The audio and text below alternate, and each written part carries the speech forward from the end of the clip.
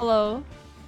So I have good news and I have bad news. The good news is I have no obligations whatsoever tomorrow, so we can stream this for a pretty long time. The bad news is that my throat is a little bit shot for some reason.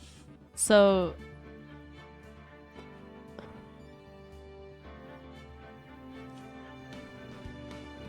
also, if you can hear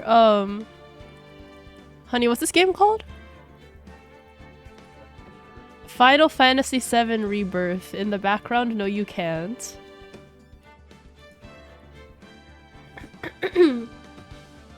So yeah. Let me check that the scene is correct. Hang on.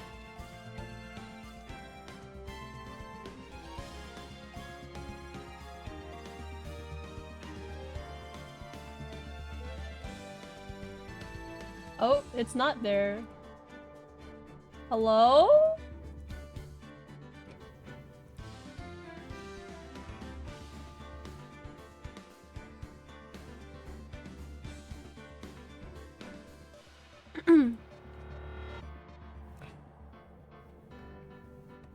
Alright. There we go. I don't know why my bitrate is in the red right now.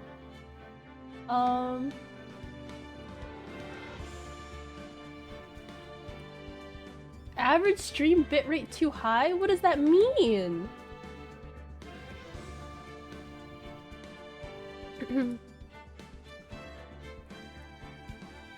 Okay, now it's green.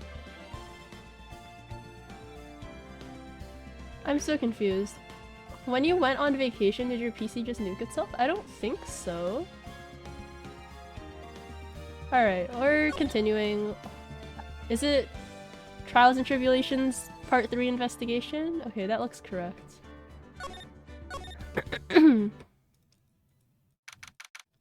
October 13th, 3:02 p.m., Right and Co. Law Offices. You know, I'm glad we found the urn and all, but poor Mr. Delight got arrested again. Oh. Wait, this is the married man. I literally forgot his name.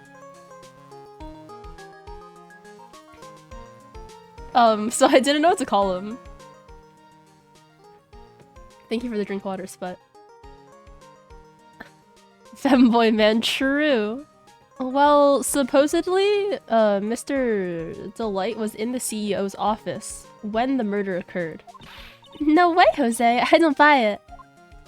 But the one who proved that Mr. Delight was there was Mr. Nick himself, at least from what I can understand. Looks like you did too good of a job this time, Nick.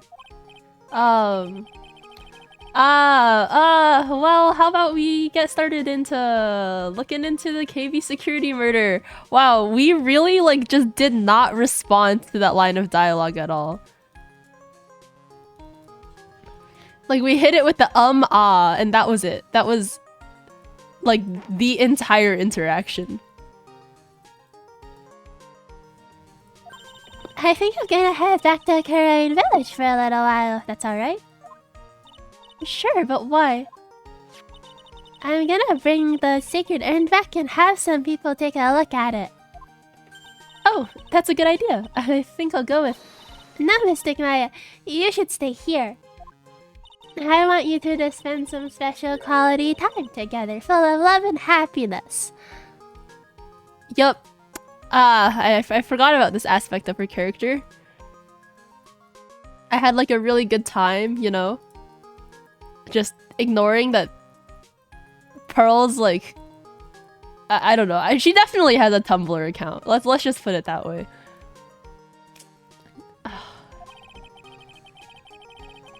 Good job, by the way, proving that your client was at the scene of the murder. True! Pearl's so caught up in her fantasy that she forgot that there's a murder to solve.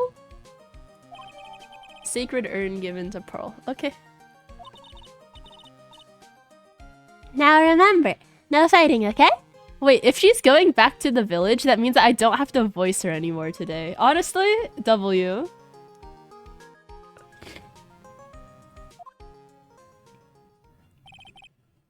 She's gone? Okay, Nick, time to get going on this murder investigation. Homie, did you know that I'm a lawyer? So you still got that badge, I see. Huh? Well, I'm a lawyer, aren't I? Yeah, but I guess I just didn't think you'd keep on being one for this long. Bestie, it's been 2 entire years. Like, that's not even that long. That's crazy. You have to admit, you've had some close brushes with death because of your job.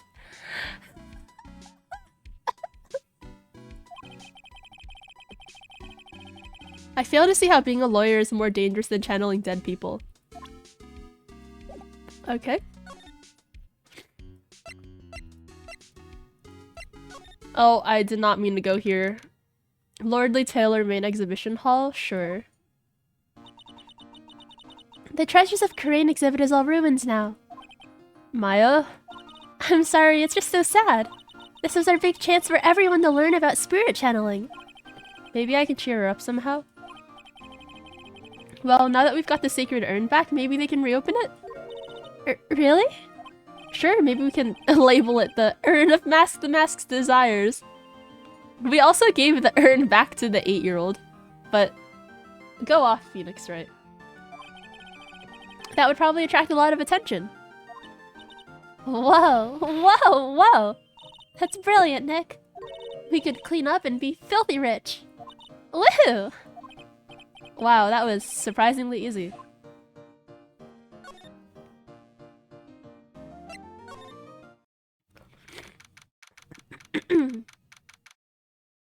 We're at the ATME Defense Detective Agency. Whoa, this place is literally crawling with cops.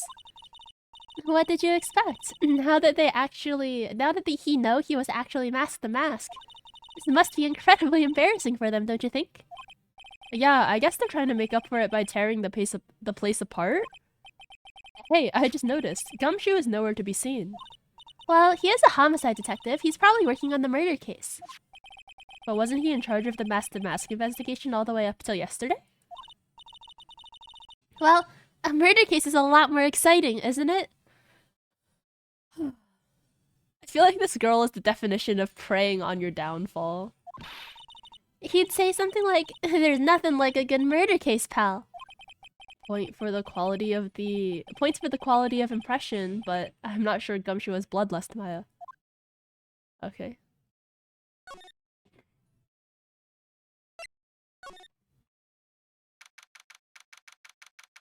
We're in Ron Delight's house. Oh, Nicky boy, Maya. Miss Delight. All I wanted to do was to help clear my dear Ronnie. Or to help my dear Ronnie. Yeah, but I guess it ended up hurting his case. Don't say that, Nick. She doesn't need your help beating herself up. Hey, Nicky boy, please. Please help Ronnie. He's not a killer, I swear. My Ronnie wouldn't hurt a fly. Oh, alright. I'll poke around and see what I can find out. Really? Are you serious? Oh, I'm so happy. I knew asking for your help was the right thing to do. I don't know what I can do to help anymore. I had no idea Miss Delight had such a vulnerable side.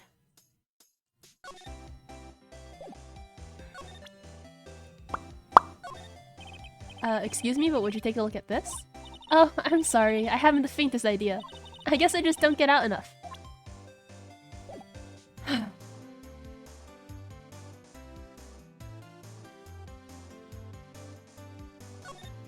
About Ron Delight? Listen carefully, Nicky boy. My Ronnie would never ever kill anyone. It's just not in him. I don't think he would either, Nick. Yeah, but you have to admit he's got a bit of a temper to him. It's not that hard to imagine him just snapping and screaming, "Please die!" He would never say that. Anyway, Miss Delight, he might not be a killer, but he's still going around saying that he's a thief. Yeah, this is chapter 3. I just told you, that's just a fantasy for him. Miss Delight, I hate to say it, but you're the one living in a fantasy world. What? How dare you say that to me, Nicky boy? I know everything about my Ronnie. We don't have any secrets between us. Ronnie isn't the thieving type. He's so honest that he wouldn't even sneak a nap. He's so honest that he wouldn't even steal a glance. A thief? The very idea. Huh. I guess I just don't get it. Huh? Get what? I just can't understand how they can be so different and yet be such a happy couple. Yeah, they sure are different.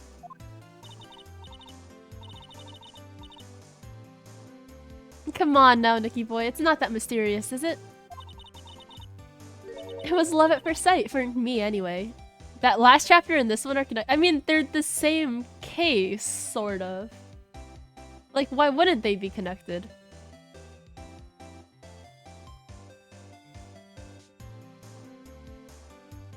I guess it's a new case, but with the same characters. Or like, I see what you mean, but like, I do not feel that it's cool. I think it's like to be expected. Oh wait, you mean chapter 3? No. It's still episode 2. It's just part 3 of episode 2.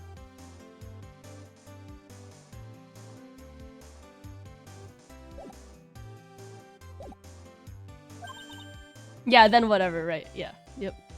What? For you? Jesus Christ. Oh my god.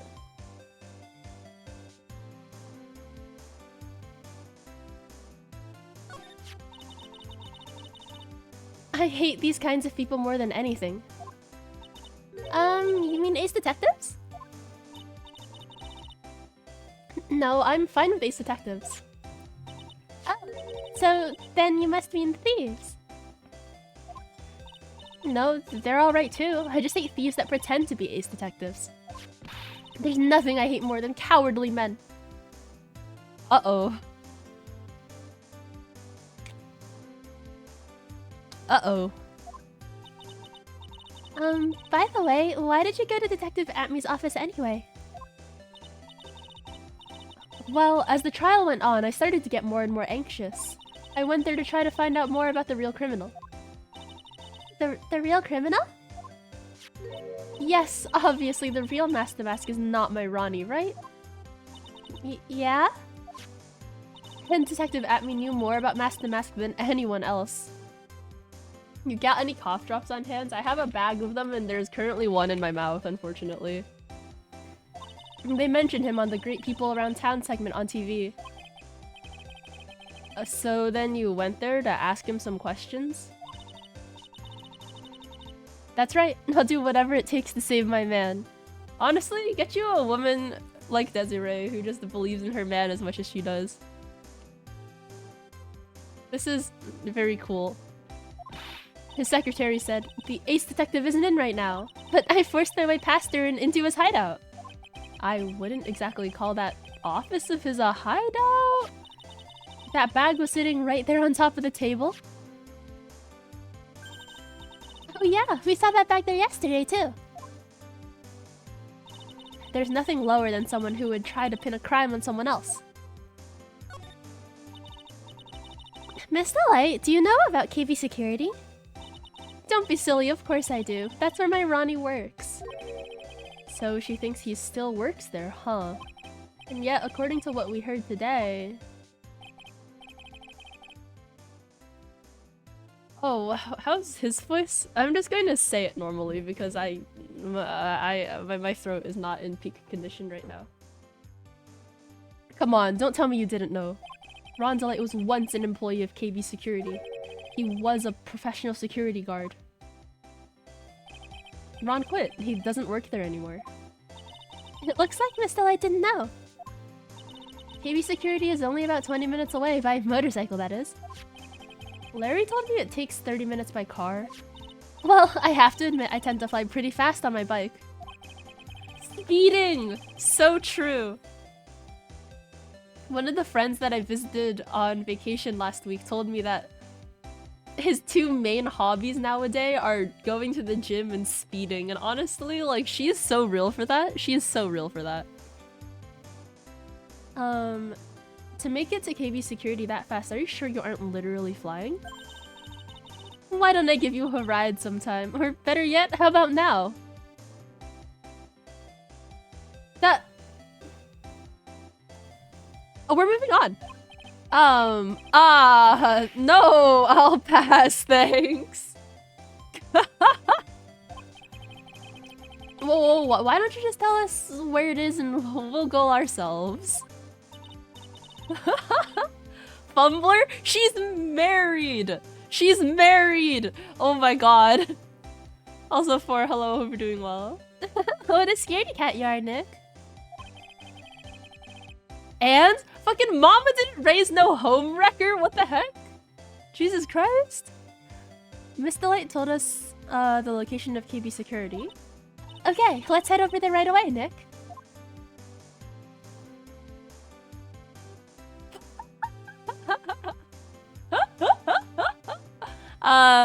We don't know enough about her husband's personality, but like, I think she would be into anything that her husband wants.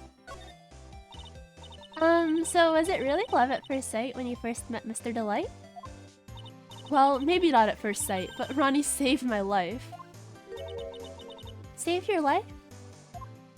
I was at work one day when two robbers suddenly rushed in. Well, I'm not the kind to just curl into a little ball in a corner, so I fought back. Robbers? Yes, they took me hostage. I was so frightened. They were both carrying these huge knives and I broke down into tears. Yeah, I would too if I were in that situation. Oh, I think I get it. Did Mr. Delight come running to save you? Yes, exactly. I remember he looked so handsome in that guard uniform of his. This dude is wearing pantyhose on his face. And this dude's wearing a balaclava with a pom-pom.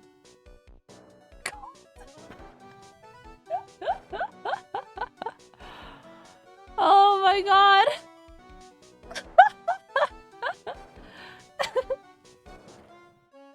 He went right up to those two knife-wielding robbers and screamed in their faces. Please stop it, he screamed. I could see the robber's face turn pale. That high-pitched shriek of his does have a surprisingly strong effect on people. Then, crying and swinging his arms like crazy, he attacked the two robbers.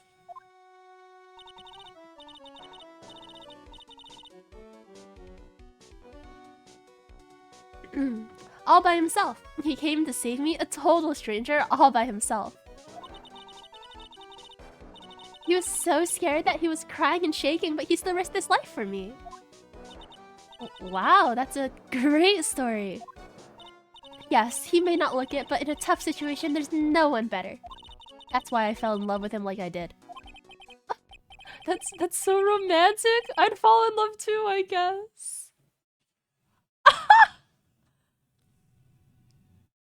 Phoenix! Phoenix, the only girlfriend that we know about tried to poison you. Phoenix, what?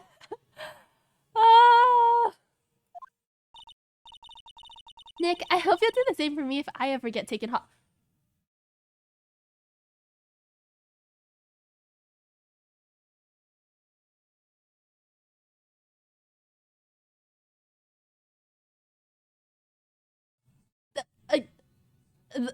Dot is right, Riley. Oh my god. He literally did.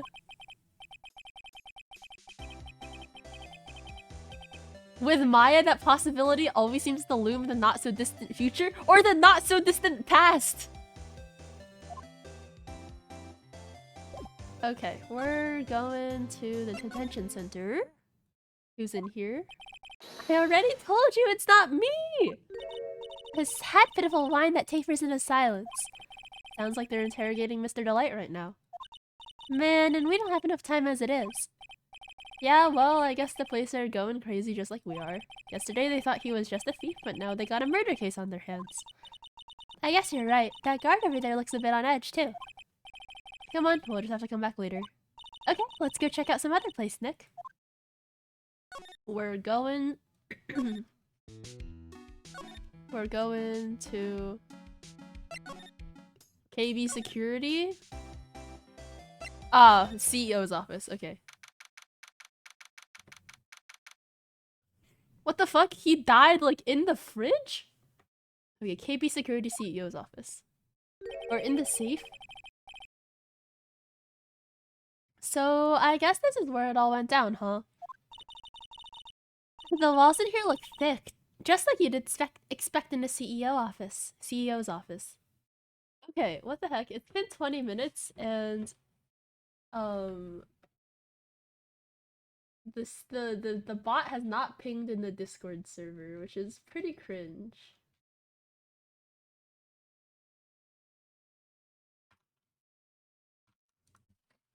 Sorry for the ad.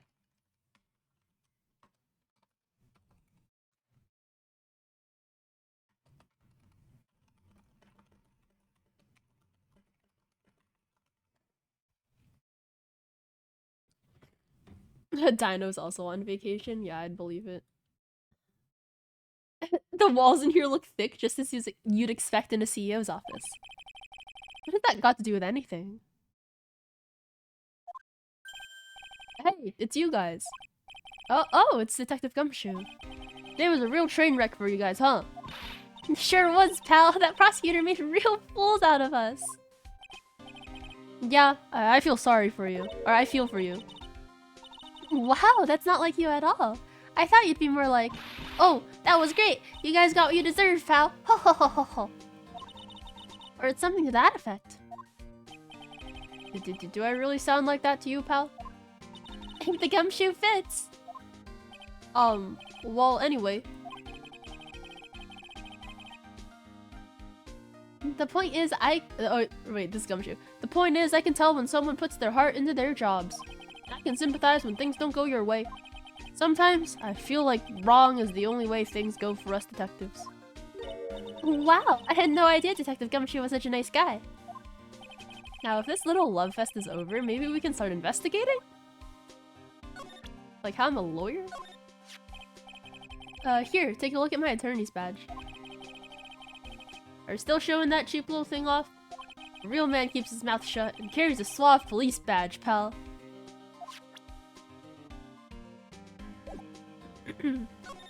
What happened? Detective Gumshoe, tell us what you know about the murder. Okay, but the thing is, I'm really not supposed to. Hey, come on. What about how we put our hearts into our work? Things are really working against us right now and we need help. Oh, okay, I'll tell you. Just don't start crying on me, okay, pal? Gumshoe. This is so tragic. Okay, I won't cry on you, pal. Oh my god, this is like Wall Street Man, number 64. What the heck? With the slicked back hair? This is finance bro crossed with a politician. Jesus Christ. The victim's name is Kane Bullard. He was the CEO of KB Security and a pretty big fella in his own right. His corpse was discovered at 9 this morning. His estimated time of death was 1 in the morning on October 12th. Mole or tiny monocle? True. Cause of death was blunt force trauma to the head. Probably an object in this room. Happened at exactly the same time that Master Mask was stealing the urn, huh? You know what would be funny? If we somehow blame this on Luke at me. Like, turns out Rhonda Light didn't do it, and it was actually Luke at me who did both crimes. Which took place at the same time. I think that would be so funny. Like, if this upcoming trial is the same as the next trial.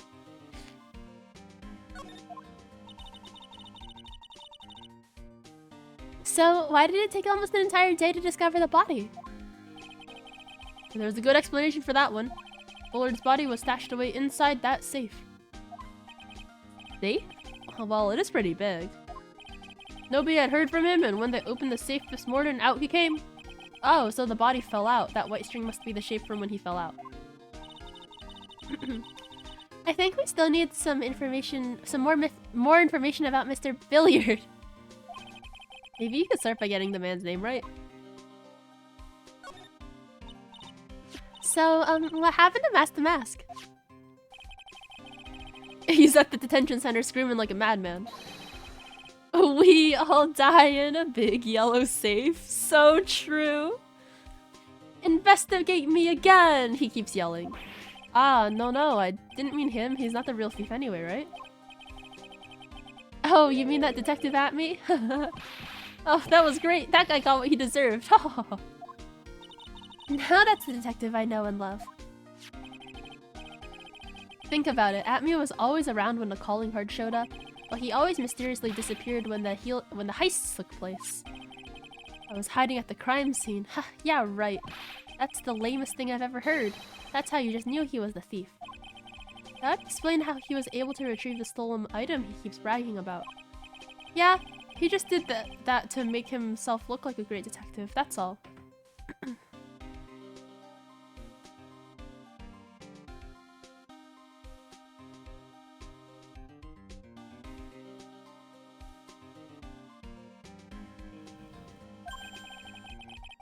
But there's this one thing I can't figure out about his first heist. His first heist? Yeah, the Tear of Emanon case. There was a witness on that one. A witness? Here, I saved the newspaper clipping. Since the thief is already under arrest, you guys can keep it.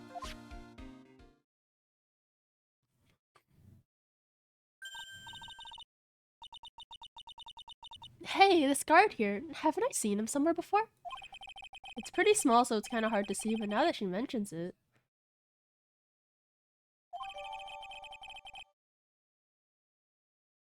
Bro thinks he's on an album cover. It's Captain Usopp!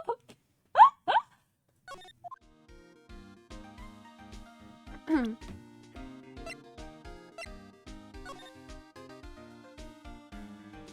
that supposed to be Ron the Light? Are they in cahoots?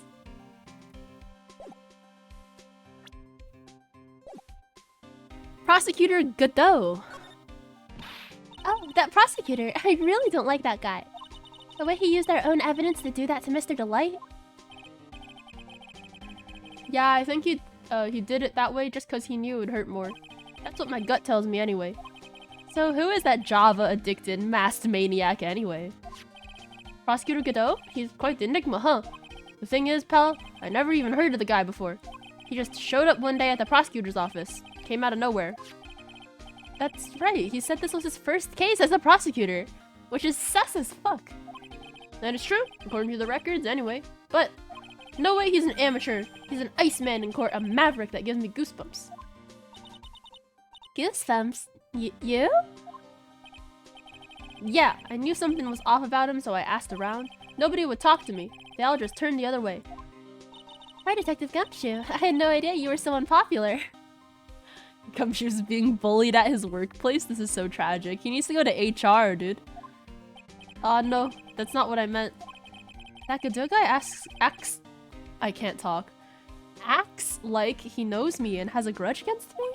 I get the feeling he's hiding some kind of dark secret. That's not subtle at all. He's Phoenix's ex and he came back with revenge after seeing his new bromance with Edgeworth?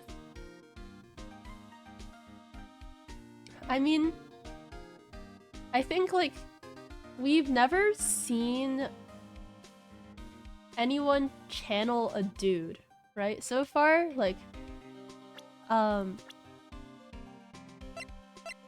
everyone that these people have channeled have been women. So, I don't know, my hypothesis is, like, it's some spirit medium is channeling, like, a guy. Like her dead boyfriend or something. I don't know. That's all I got. Oh, actually, we knew that their mom did channel the, like, the Edgeworth's dad, but we don't actually know what that looks like.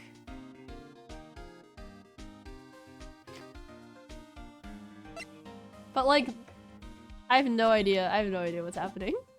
Okay, we can examine the office, I guess. There's a binder. Check out this big thick binder. Leave the heavy lifting to me. Okay, sure. It's not about security or anything. This huge file is all about Master Mask. It's filled with info on him. Oh, what kind of info? It's filled with incredibly detailed information about his methods and the crime scenes. Hey, Nick, look at the last page. It's a list. Let's see. Tears of Ammonon, $100,000. You don't think spirit channeling is relevant to this case? No, I mean like about like what Godot's deal is. Like, why is he so mad at us? I don't think it's relevant to this case either. I'm talking like specifically about like who the fuck Godot is.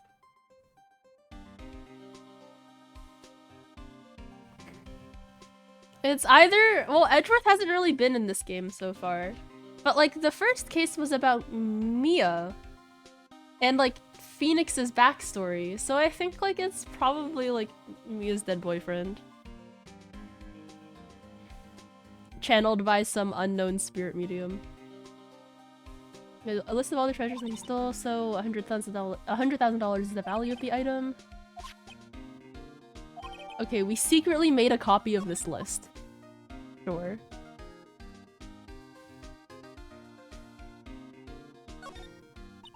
You know how Godot is? No, that's true. But like, we don't know who Godot is.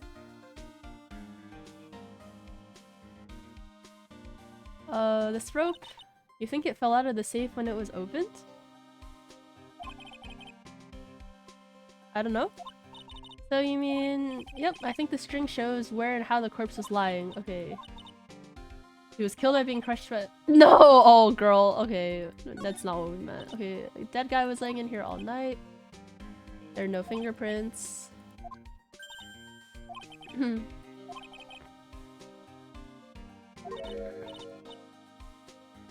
Oh, if the body was in here, that means either the killer or the victim opened it. That's some bad news for you? Okay, shoot. Opening this baby is no piece of cake. There are only a few people who know how to open the safe, pal. Yeah, and? Everyone that knows how to open the safe had airtight alibis I checked. Everyone except one, that is. I'm almost afraid to ask. Former Security Chief Ron DeLight. Right, sure. Okay. Ron DeLight used to be the security chief of KB Security. And he knew how to open the safe. Okay.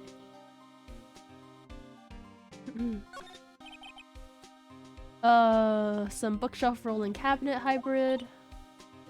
These can't fit between the shelves. They're controlled by this special panel, presumably? One shelf at a time. They're filled with a bunch of files. Data about security jobs that are hard to handle. And they're boring. Okay. This must be the CEO's desk. It's a lot simpler than I would have thought. Hey, that looks like a super soft chair. Let me try it out just for a second. Ooh, nice. I feel just like a CEO. Hey, you! Whip me up a cup of some really expensive import tea and some scones. Move it. This is the life. The victim sat in that chair just before he was brutally killed, you know?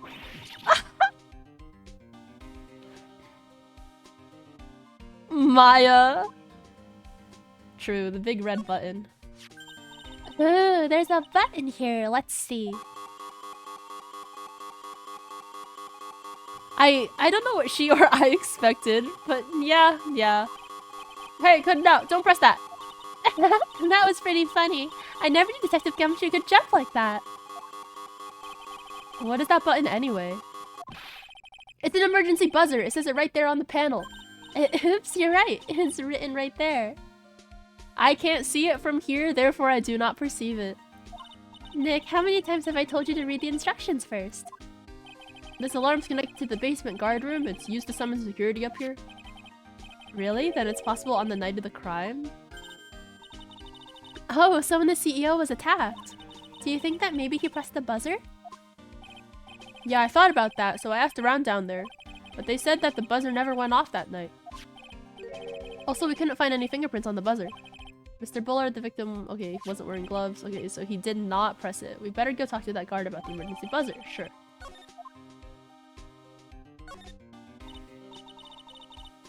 And got a big photo. Mountains. The greatest sunrise of my life? That was his best sunrise? I think this guy didn't get out enough or he had really rotten luck with the weather. Maybe if he'd lived a little longer, he would have seen some better days. Maya! That's crazy out of pocket. I think that's everything that there is to see here. We have to go talk to a guard.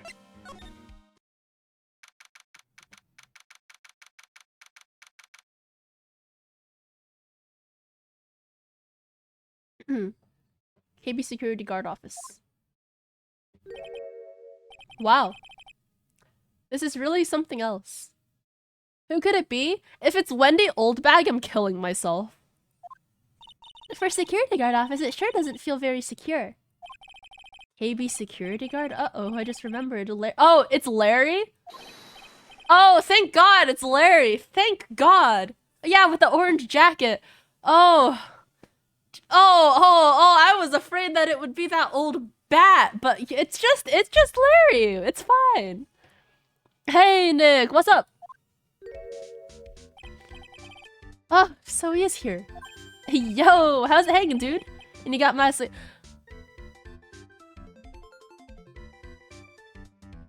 She is legal now, but that's still bizarre.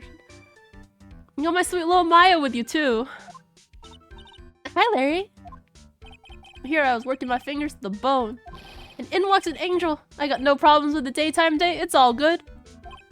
No, that's not what we're here for. We're investigating the Bullard murder case. Huh? Oh yeah, that's right. You're a lawyer, aren't you? He's hopelessly clueless. Well, if it's about the murder case, boy have I got some good info for you. Really? What is it? Well, I don't mind sharing with my sweet little Maya. But Nick here is a different story. But Larry, I thought you two were old school buddies. That was then and this is now.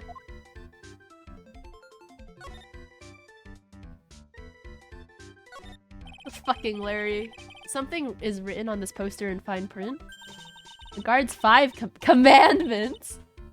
What in the religion is this? Alright, let's see what it says. Number 1, obey thy superior. Number 2, respect thy superior. Number 3, smile at thy superior. Number 4, salute thy superior. Number 5, buy donuts for thy superior upon command. Bestie! What is this? It's signed Wendy No! No! No! What the fuck? This bitch! She's one tough old bird, let me tell you. Cross her and you'll come face to face with a real genuine ray gun. Yes, that sounds scary, alright. Well, fortunately she's on vacation. That's why I'm so relaxed right now. Oh, thank fuck she's on vacation. We're so fine.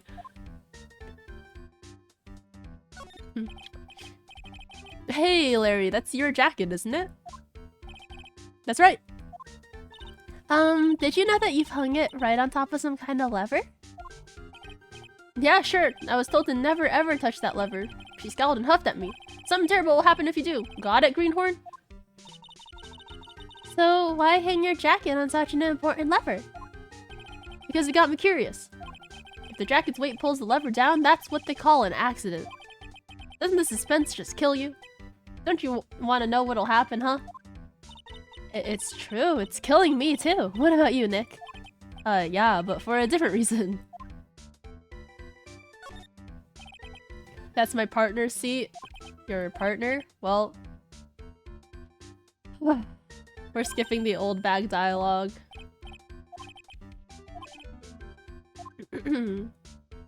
Okay, and this is Larry's seat. The screens over there show what's going on all over the building everywhere. And it's my job to keep a steady eye on them, all of them. I wouldn't have done so smug if I were you. Can you watch regular TV on these too? If anyone would sit here and watch TV instead of working, it's Larry. Hey, I'm pro, okay? Besides, you can't get regular TV on it. And how do you know? Because he's tried. Because that was my first bit of investigation, if you know what I mean. I know what you're thinking. It was a professional investigation, alright? Alright, dude. All these things here. What are these? He doesn't know. All this green stuff is just decoration. Okay, sounds good. Oh boy. Oh boy. That's his workstation. He sits there and looks at the computers. There's an instruction manual somewhere. He's not a great employee. I also got an achievement that says smells like old bag, investigate everything with a whiff of old bag on it, and I kind of want to kill myself. Alright, hello. Hey Larry, there's something I want you to look at. Hey Nick, I told you I'm a pro, and you don't interrupt a pro when he's working. I don't have time to sit and chat with you, alright? Oh, is that right? Oh, naturally I've got time for you though, Maya. I hate him, but old bag is worse. Old bag is worse.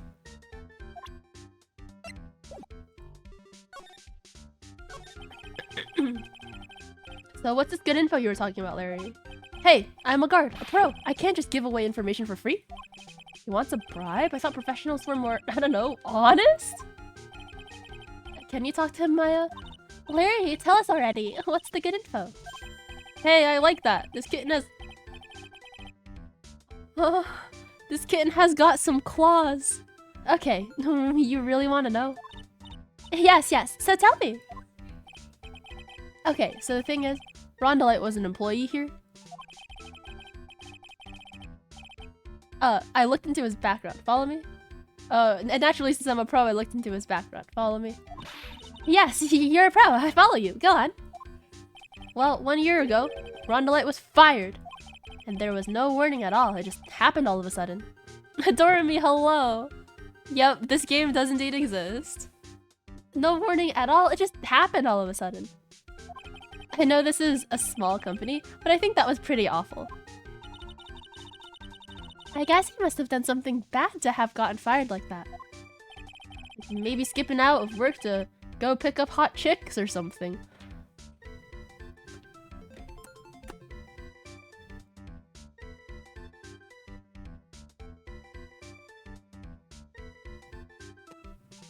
Yeah, because Larry would never do that. No, that's just you.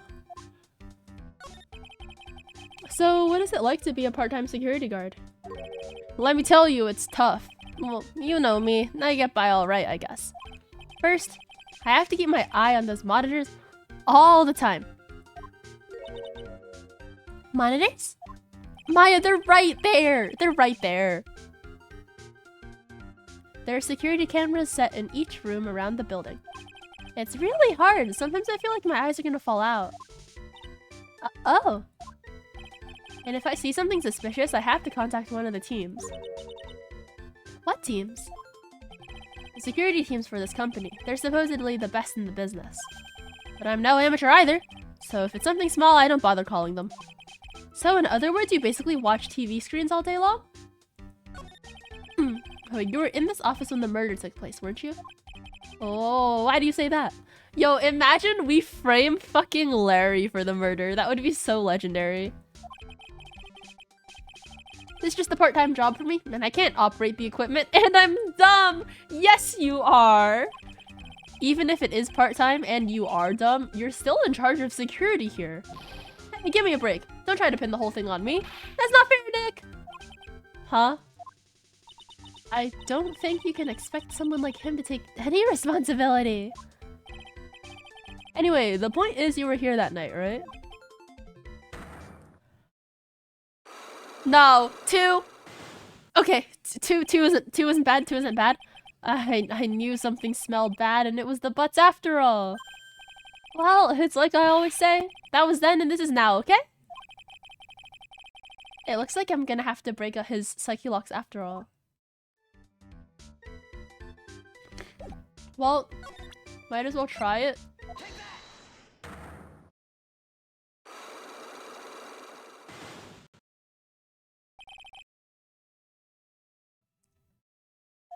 On the night of the crime, were you working hard like you were supposed to? Is this a new case? It's been too long since I last streamed this game, but this is part 2 of the same case where, like, that one dude, like, did a robbery. Okay, of course he was, I would have been. But didn't you sneak out of work just yesterday to go see Miss Delight? But that was that, and this is this. Is there any chance that you snuck out of work last night, too? Never. I didn't sneak out. I tell you what, I even bet you $1. $1? Wow. Now that's confidence. Yeah, Dormy, if you remember this guy at all, last stream was like pinning a robbery on him, and our defendant is this guy. And then suddenly when we found out that this dude got murdered, and then we have to defend him again from the murder. That's like the TLDR. Okay. What's with that drenched in the rain puppy look on your face? Do you have evidence that I left my position, or are you just pulling my chain? The evidence that Larry was not manning his station when the murder happened is...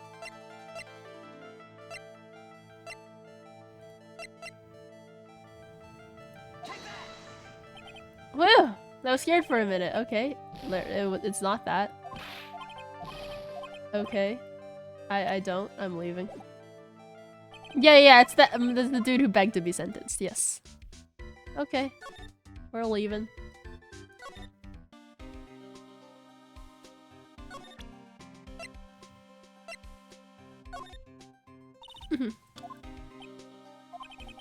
Okay. Oh, I didn't mean to present it twice. Okay, Gumshoe doesn't know anything about that. I wonder if we can talk to Larry about this?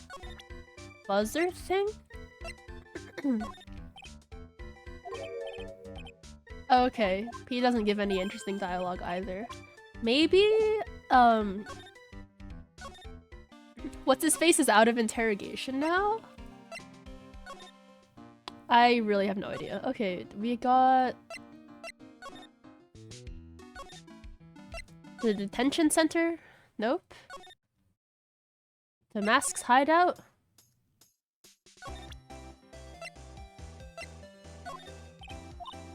She doesn't know.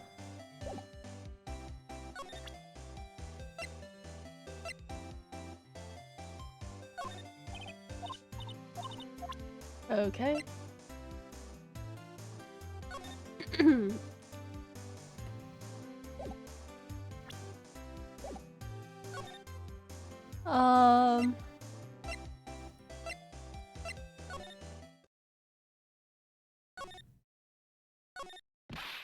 Oh? We tried examining and the cops got mad? We're investigating this place, so keep your hands to yourselves. Boy, these policemen sure are a bunch of sourpusses. Well, Mr. Ace Detective did make complete and utter fools out of them. What's all this now? Move it along, the show's over. Aw, it doesn't look like they're going to let us investigate. I guess we might as well call it a day. Okay, so this place is not useful.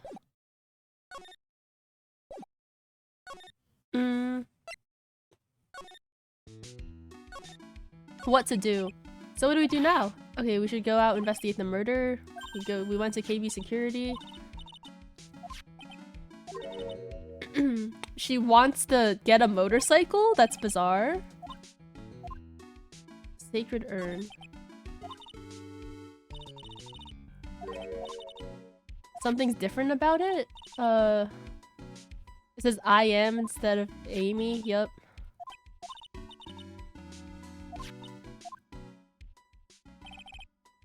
Maya doesn't know, but 1 year ago when the urn was broken, the repairer accidentally turned Mystic Amy's name into I am. And that repairer was one mechanically unskilled little pearl. But still, I don't remember ever seeing pink splotches on it. Yeah, like, why is there Danganronpa blood on this urn? Is it possible that urn is a fake? I'm sure Pearl will find out about that when she gets back to Crane Village. Yeah, I suppose. Maya hasn't been back to the village in a while either. So I guess people still go to Korean Village to do the training, right? If you want to be a spirit medium, you have to do the severe training. So she hasn't been training. And she's been thinking about it.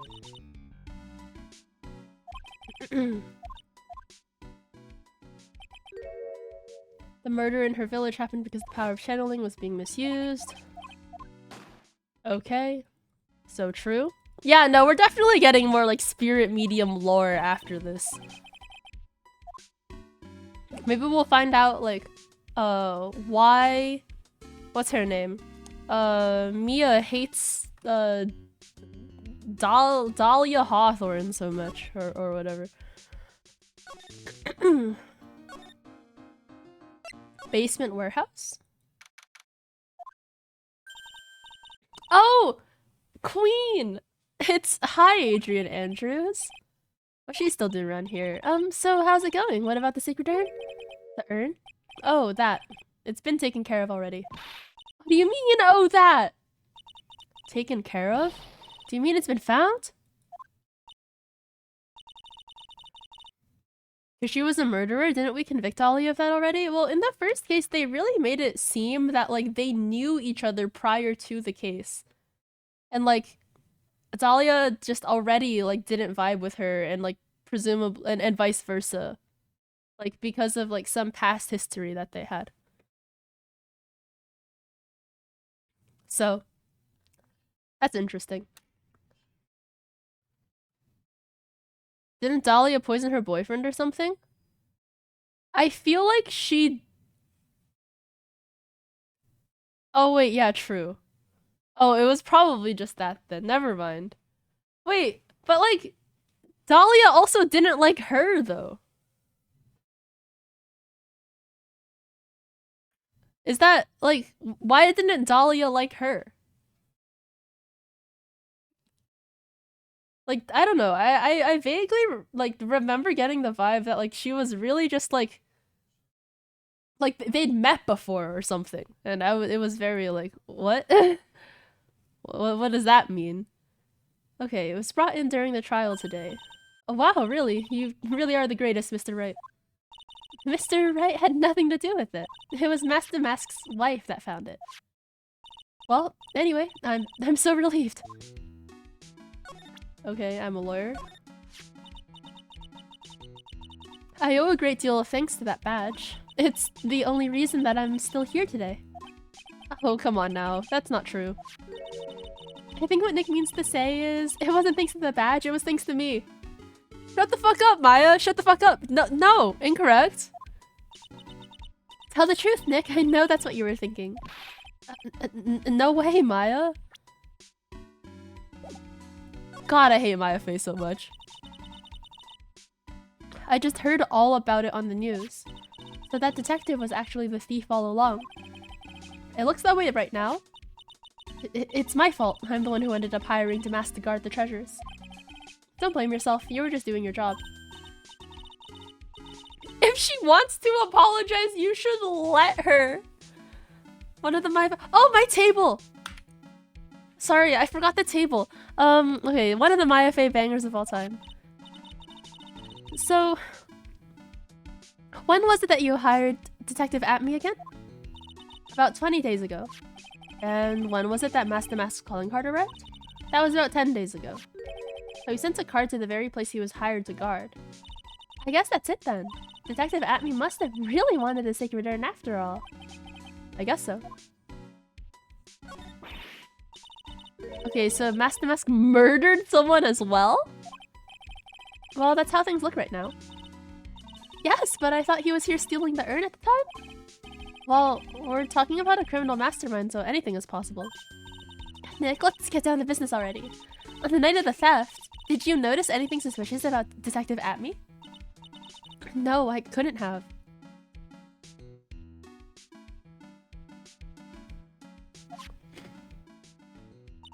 After all, he was hidden the entire time. I never even caught a glimpse of him.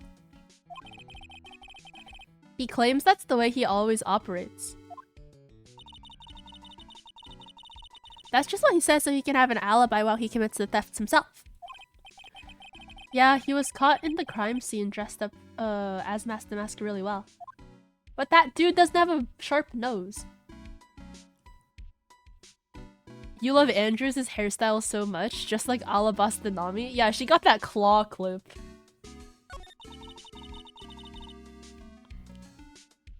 I'm so glad that you got your Sacred Urn back. Yes, but there is still something that bothers me about it. Well, what is it? I'm not exactly sure. But somehow the urn that came back seems different. It must be a peacock or something. I guess we've never really seen the back of her head, so we don't know for sure. But it really also, like, her entire, like, color palette reminds me of, Riza Hawkeye. I mean, I've said this before, but the sniper from Full Metal Alchemist. Okay, really? You wouldn't know anything about that, would you, Miss Andrews? No, I don't know anything. Why would I? One. Yeah. Psyche locks. What do you think this means, Nick? It means the person that holds the secret mystery to the mystery of the Sacred Urn is our very own Miss Andrews.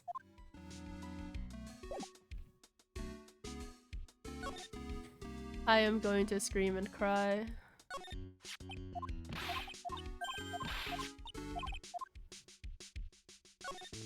I suspect that most of this is going to be the same.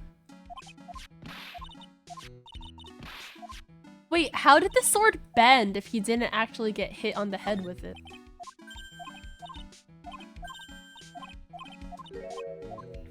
Okay, this is all the same as previously. Oh yeah, he still let it take a picture of him.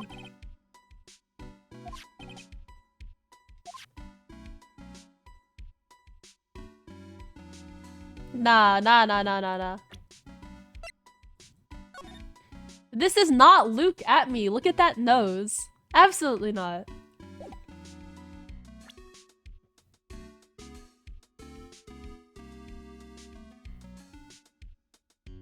Mugra, hello. I'm a big fan. Hope you're doing well. Andrews came before FMA, but this game came out after it, so there's a chance. What do you mean Andrews came before FMA?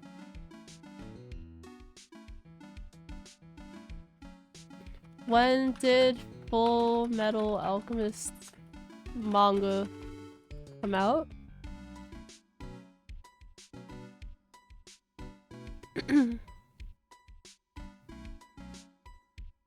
JFA was 2002, FMA was 2003? Was it really? I thought FMA came out in 2001.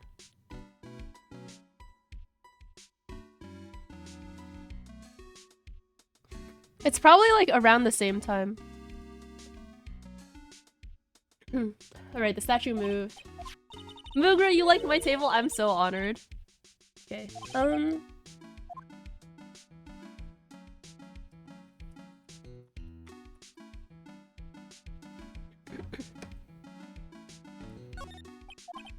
Door to the storeroom. Alright, yeah, so that's all the same. Huh.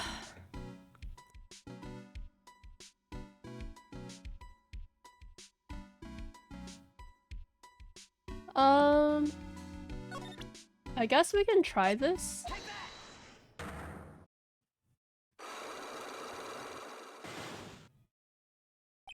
The Sacred Urn. Okay, so does she know anything about the Sacred Urn? Do I know anything? I'm in charge of the treasure exhibit. The urn that was submitted before the court today, it's obviously not the same urn as before. Well, that's true. Maybe it isn't the same. It could be a fake. A fake? You're the one who said it wasn't the same, so that's the most obvious explanation. Do you have any evidence the urn that was submitted at the trial is genuine?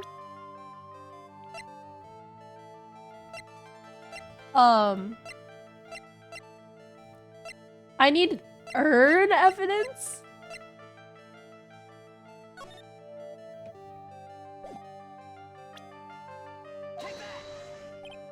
Bomb centers? Okay.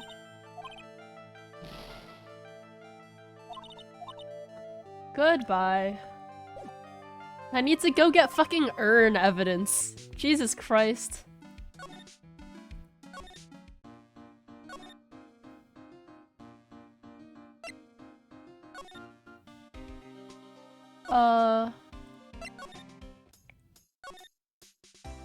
Please? No! Oh, yeah. Where do I go? Oh wait, fuck it. I'm looking up a guide. Phoenix Wright. TNT. Just so I know what rooms to go in, because this is not fun. This is the stolen turnabout, right?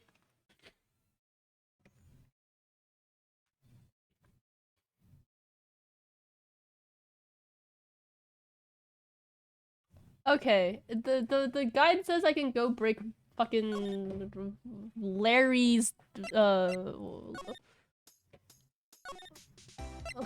locks.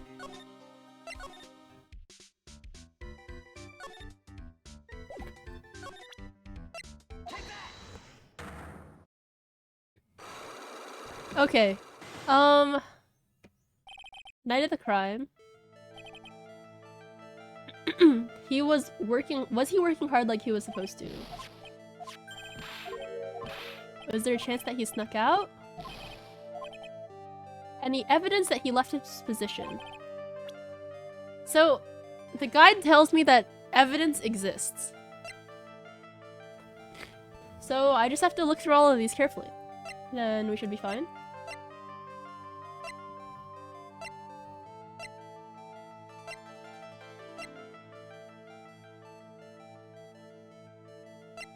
It's been too long. Like I don't remember anything. Wait, wasn't Larry the one who told us about like the wallet or the car? Fuck! I hate this game. My memory's gone. He's the one who gave us the wallet, right? This could be like completely the Mandela effect and I'm like not remembering anything.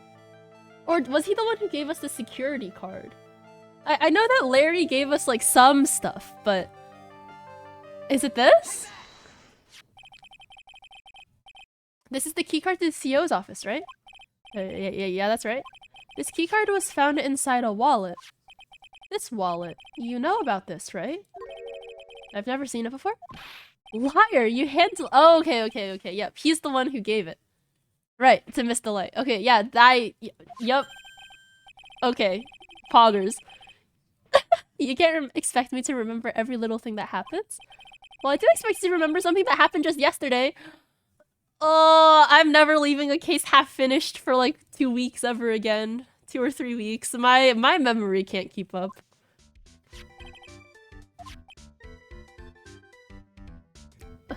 Oops. Well, poggers. He was not in the office at 1 in the morning. I'm on that Larry level? Okay, for me it's been like more like 3 weeks though.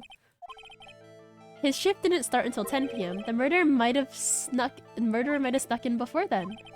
If the murderer had snuck in before 10 p.m., then it wasn't my fault. It was the fault of the guy whose shift was before mine. Oh, okay. Listen up, Larry. We know beyond a shadow of a doubt that the killer snuck into the CEO's office after 10 p.m. during your shift. Is it because the key card was used at the night of on the night of the crime? At 1 a.m.? Do I really just present this twice? Larry, when you use this key card, does it leave a record? Yeah, it does. But I can't just show the record to anyone, you know? The keycard data was already made public in the trial today. What? I didn't know that. Any kind of request for info like that is supposed to go through me. Why does that sound a bit arrogant coming from a part-time guard? Well, anyway, according to the data, the door to the CEO's office was opened with this card. Furthermore, it was most definitely used at 1 a.m., the time of the murder. No way. Yep, someone used this to get into the CEO's office. That happened at 1 a.m. on the night of the crime, right in the middle of your shift. Oi. Larry, you can't duck your responsibility this time. Gah! No! Rip the butts. You love how it's his surname in the dialogue box instead of his first name? So true. Larry is obviously the murderer? Hell yeah, he is. Oh, I knew it! It's all my fault! It's my fault that the boss was killed! My fault! Larry... There was nothing I could do! I have important issues to deal with too, man! This guy is like the most expressive I've seen a guy being. He's easily like the most like look at these infinite black voids in both of his eyes. There are stars in these eyes. These are entire galaxies. Oh, what happened that night anyway? My Donna happened. Huh? Your Donna? I got a bad feeling about this. Yeah, my Donna called and said, I have to talk to you right away. So I went to see her and he was standing right there next to her. Who was? Her new boyfriend! It was like some horrible joke! Fucking Larry. Before I knew what was going on, the guy socked me right in the kisser! What? What? Honey, what do you think the phrase socked me right in the kisser means?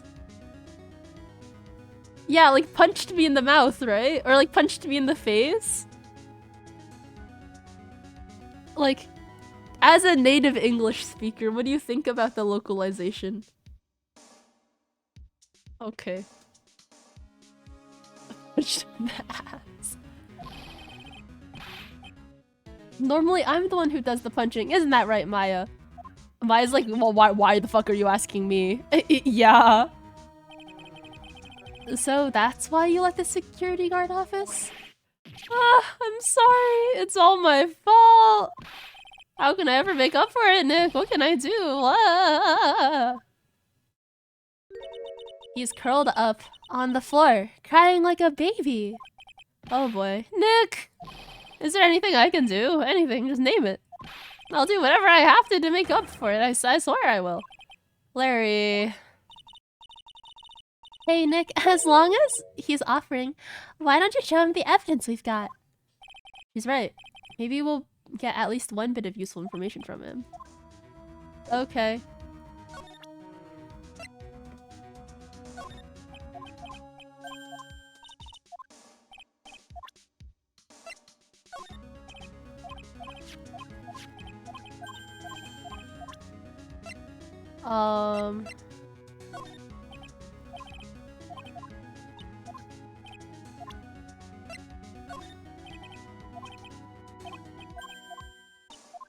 Or we're gonna do some speed running. Okay, so it's not any of these. Burger date. Old junky Karain stuff. So what about this?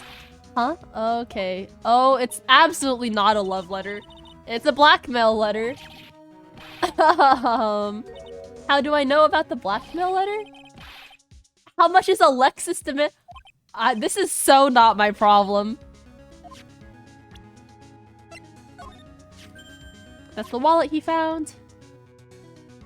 He found it when he snuck out of work to get socked in the kisser.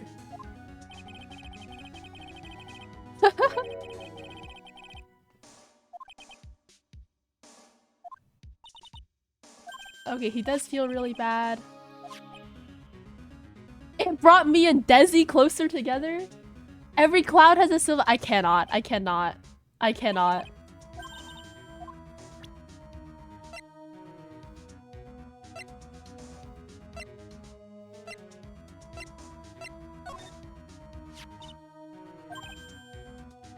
The buzzer is connected to the CEO's room, just like how Larry's heart is connected to Maya's.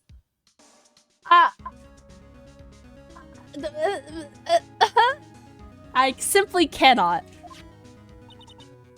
Huh? Go ahead, Maya. Press the buzzer in your heart. I promise I'll come running to your rescue like the professional guard I am. I'm going to video game myself. Wow, that was pretty good. Thanks, I cannot.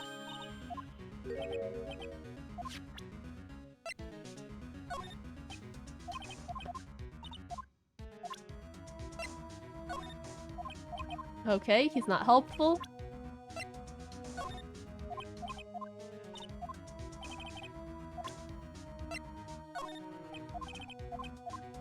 Larry is the Sanji of the AA universe? Sanji absolutely does not deserve that.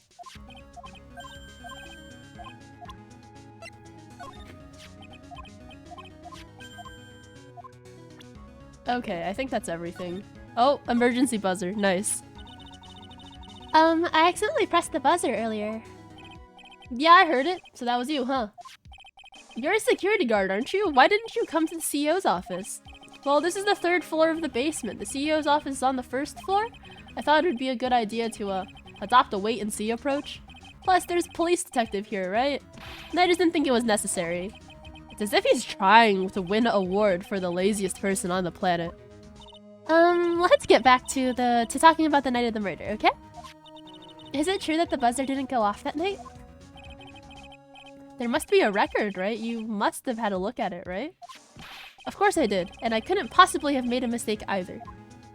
Do you think you could take just one more look for me, pretty please? Oh, okay. I just can't say no to you, Maya. What do you think, Nick? He's probably right. I don't think even Larry can make a mistake like— Whoa! It's Jover. What is it? What's wrong? I made a mistake!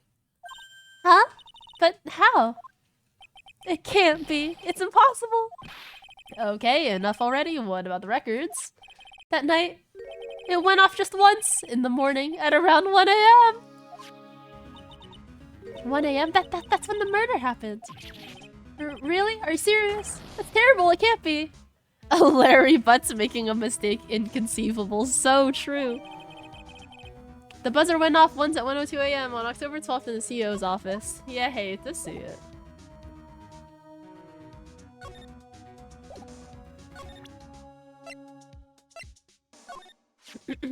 You guys have really made me reflect on the way I've been living. But the only problem is, with all this reflecting, where's the time for love? Frankly, I think reflecting is a bit overrated, you know? What are you going on about, Larry? Plus, do you honestly have any new info on the buzzer record? Huh? The record? No, nothing at all. This guy reflects about as much as a piece of black carpeting. Oof. Okay, I'm assuming that's all we can get out of here.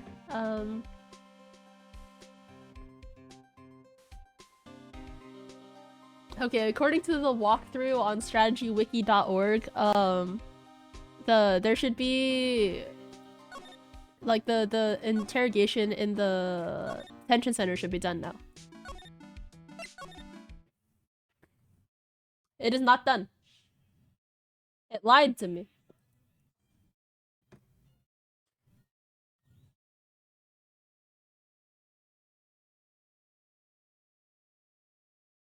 What have I missed?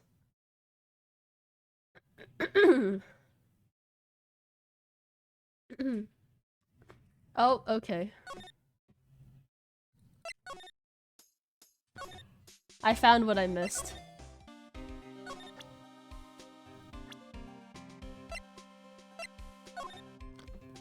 Detective Gumshoe, tell us more about Mr. Shane Bluebeard. That's Shane Bullard, not Shane Bluebard. Oh, I literally read the the misname wrong. Oops. Not Shane Bluebard, pal. Oh yeah, the victim in this case just doesn't make much of an impression on me. Well, you were the victim up until Mr. Bullard was found dead. Yeah, and his body wasn't discovered till this morning. Anyway, we don't have enough information yet. Can you help us out? Sorry, I'm actually a little confused myself. For some reason, I'm just blabbing like an idiot right now. Okay, Nick, now's our chance to get more info about the victim, so hurry up and ask.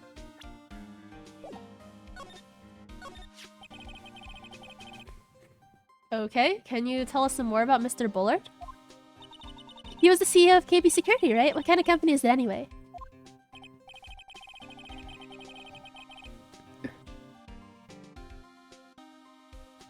Well, the company basically sends security teams out to buildings to guard— oh, this is Gumshoe. Well, the company basically sends security teams out to buildings to guard them. Mr. Bullard must have had the chance to— oh my god. I'm actually dropping.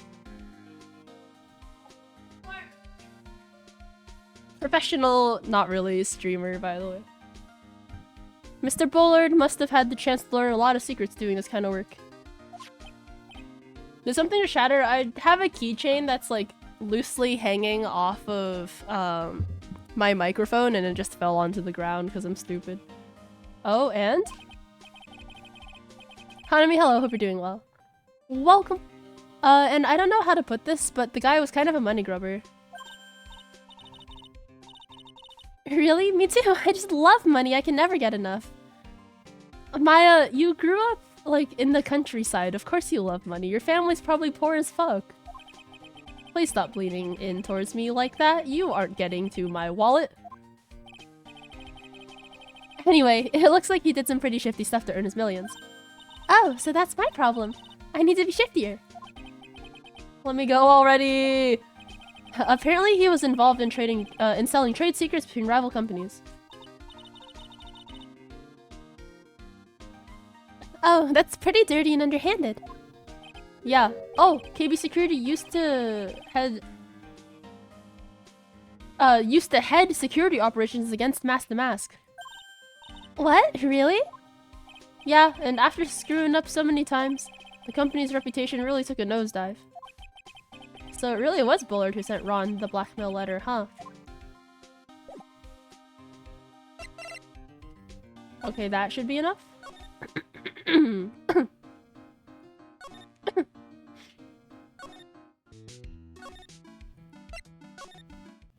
GG's.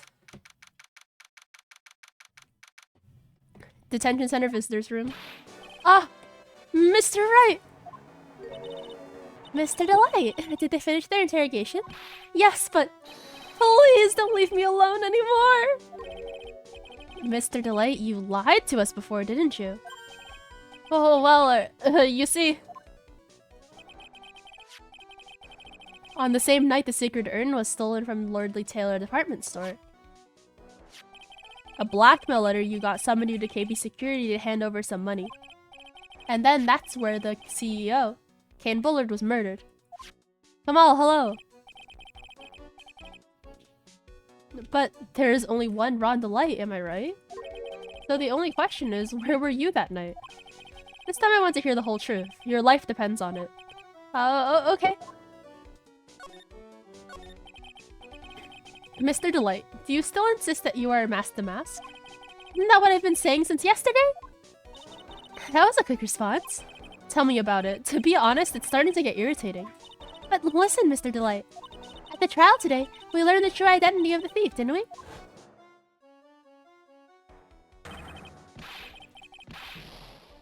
This poor man.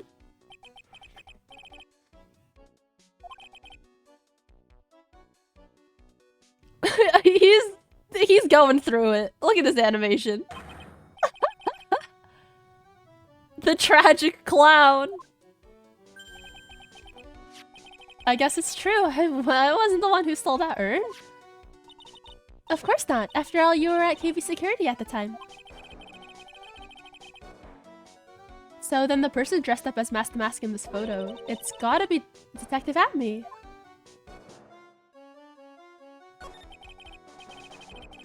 So that night you didn't go to Lordly Taylor.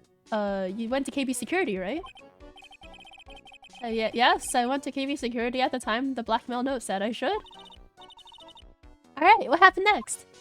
Oh, well, I used to work there, so I knew where the CEO's office was. I knocked, but there was no answer. So then I used the keycard to unlock the door. That's probably when he dropped his wallet. When I went into the CEO's office, someone was in there. Someone? It was Luke Atme? Then suddenly they bashed me over the head, bam!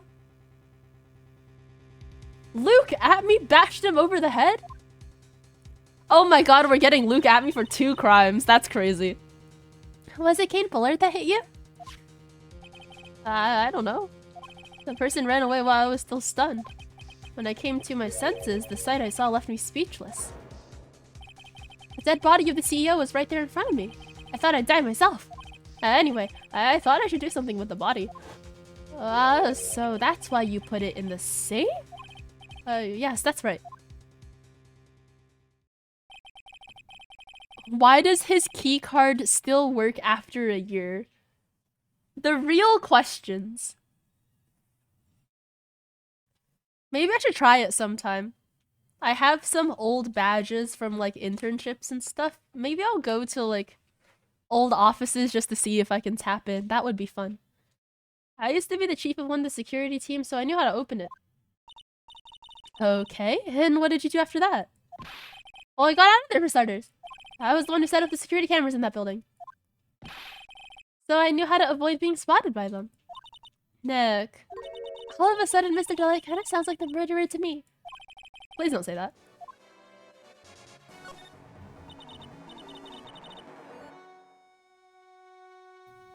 Mr. Delight, is it true that 1 year ago, you were forced to quit KB Security? Oh, how did you? I'm begging you, please don't tell Desi, please. Don't worry, we haven't told anyone yet. Thank goodness.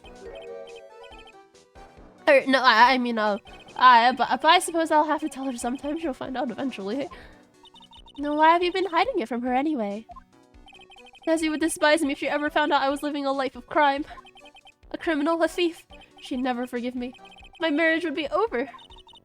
Knowing that, why did you become a thief in the first place? Because Desi spends money like it's water. That's a bit of a... Am I allowed to say this on International Women's Day? That's a bit of a women and then coffee cup emoji moment. Like, you hate to see it. There's no job in the world that could bring in enough money, except being a thief. At least, that's what I thought anyway. So he became Master Mask for Desiree, huh?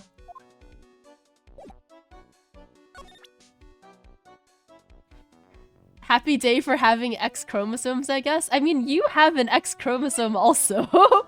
Just not chromosomes plural. Hey, this is an article about my debut heist. Boy, that was a tough one. Before I knew it, they were hot on my trail. But Master Mask, he must have gotten away, right? It says in the article that he disappeared. That's right, I got a sudden burst of inspiration. I hid my Master Mask costume in a nearby plastic bucket. Then I quickly changed into my security guard uniform. Pretty clever, eh? Wow, awesome! Wait, hey, hold the phone. The guard in this photo. Is this you, Mr. Delight? That's right, nice trick if I do say so myself. Nice and easy to figure out. Even Pearl could see through that in a heartbeat.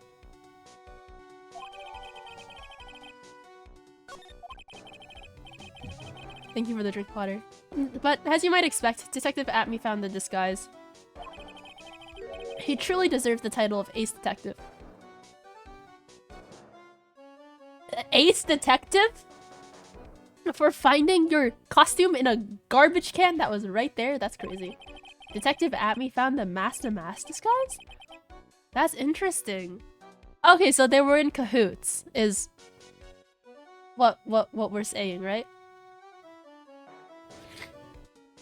Like, they could both use each other's alibis, or something like that, right? Because Atme's not actually Master Mask, this dude's actually Master Mask, except we, as his lawyer, are going to pin both crimes on Atme. Is that the plot? Yes, and I heard that he brought it home with him. So that's it. That's when Atme got his hands on this. Thanks to that, I got the chance to remake my costume.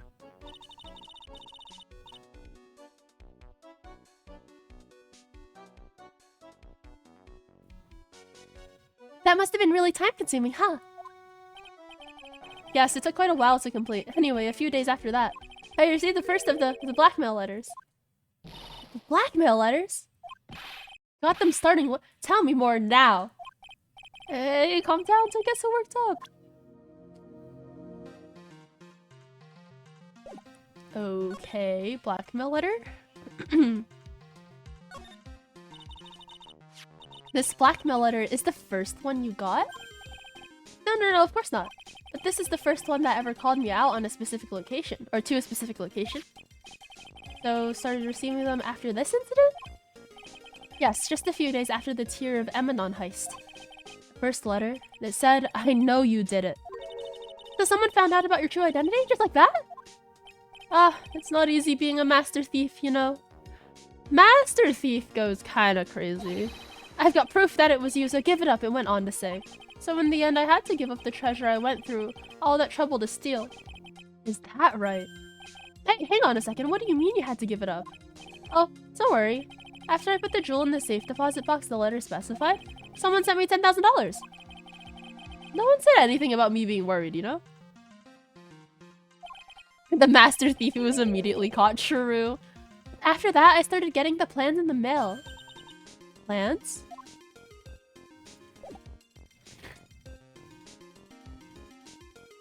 What plan? Oh, heist plans. It's up here. Okay, oops. What are these plans you're talking about? There were instructions on how to steal a crown or painting or some other rare treasure. They showed security, blind spots, escape routes, and even suggested training methods. Oh. At me. Okay, well, to call it working together, it's not exactly like cooperation, but they are kind of working together. So you mean that the one who planned the heists wasn't you? No, it wasn't. I only planned the very first one and was immediately caught after my first crime. After that, I received plans from some very kind person. Incredibly detailed plans. It sounds like Mr. Delight is thankful to the person that was blackmailing him.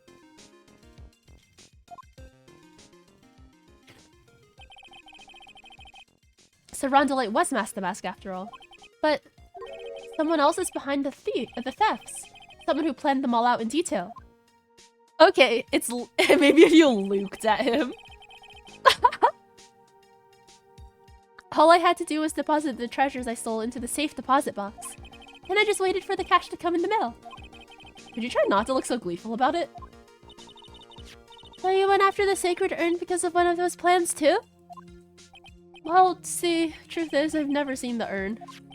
All I did was follow the instructions and steal what I was told to steal. Mr. Delight, is everything you've just told me the truth? Yes, but please don't tell Desi, okay? Ugh. Look at me. Ron, before we go, there's just one more thing I want to ask you. Yes, but please don't hurt me. Mr. Kane Bullard, do you swear that it wasn't you who killed him? Yes, of course. I could never. I'm not lying. All I did was hide his body in the safe. But then I was afraid they'd discover what I did, so I turned myself in yesterday. Why? Well, if the judge had ruled that I was guilty of robbery, then I'd have an alibi, right? Oh, I guess so. You're really clever, Mr. Delight. Guess I have no choice but to take Mr. Delight at his word.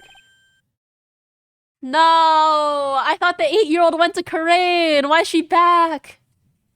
Oh. Miss Maya! Hey, Pearly! I'm back! Hey, Pearl. So, what have you been up to this whole time? The sacred urn, Mr. Nick. I took it back to Corain Village to have it examined. And? What did you find out? Well, there is no need to worry. They said it's the real urn. Phew! That's a relief. I was really worried. But there is one small problem. Problem? These cute little pink splotches. They said that it's paint, and that they were put on the urn recently. Why are we talking about the pink splotches again? What's the big deal? What's the big deal? We've got to find out how they got there. That's the big deal. Yes, Mr. Nick. We gotta find out how they got there. Okay. We'll go find out about how they got there. But please don't forget about me. Oh, okay, so that's how we beat the Psyche lock that Adrian Andrews has. It's because the paint presumably got on there all in one go, but then like they put it back together or something. Basement warehouse. Oh, Pearl, how nice to see you. Hello there. I haven't seen you around lately. What have you been up to? Well, actually, I was having this urn examined. Oh, I see. Maybe if we take another good look at this urn, we can figure out the mystery of what actually happens here. Nick, let's look around one more time. Ugh!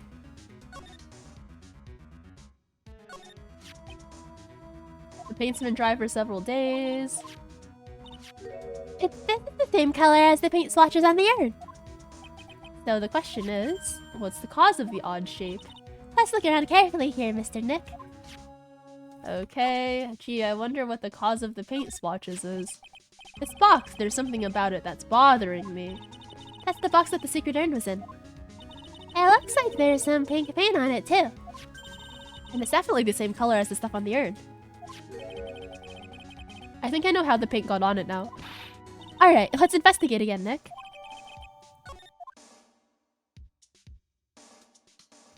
Is that all?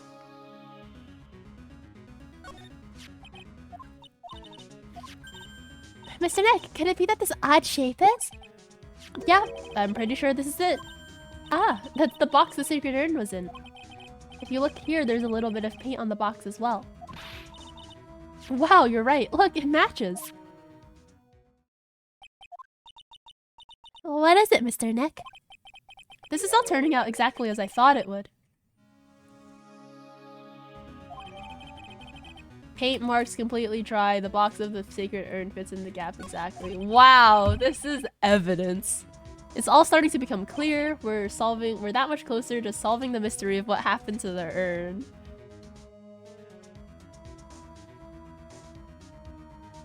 Oh my god. The investigation really are the worst portions of this game. Yeah, this was, oh my god, it's been an hour and a half already. Okay, present this to you.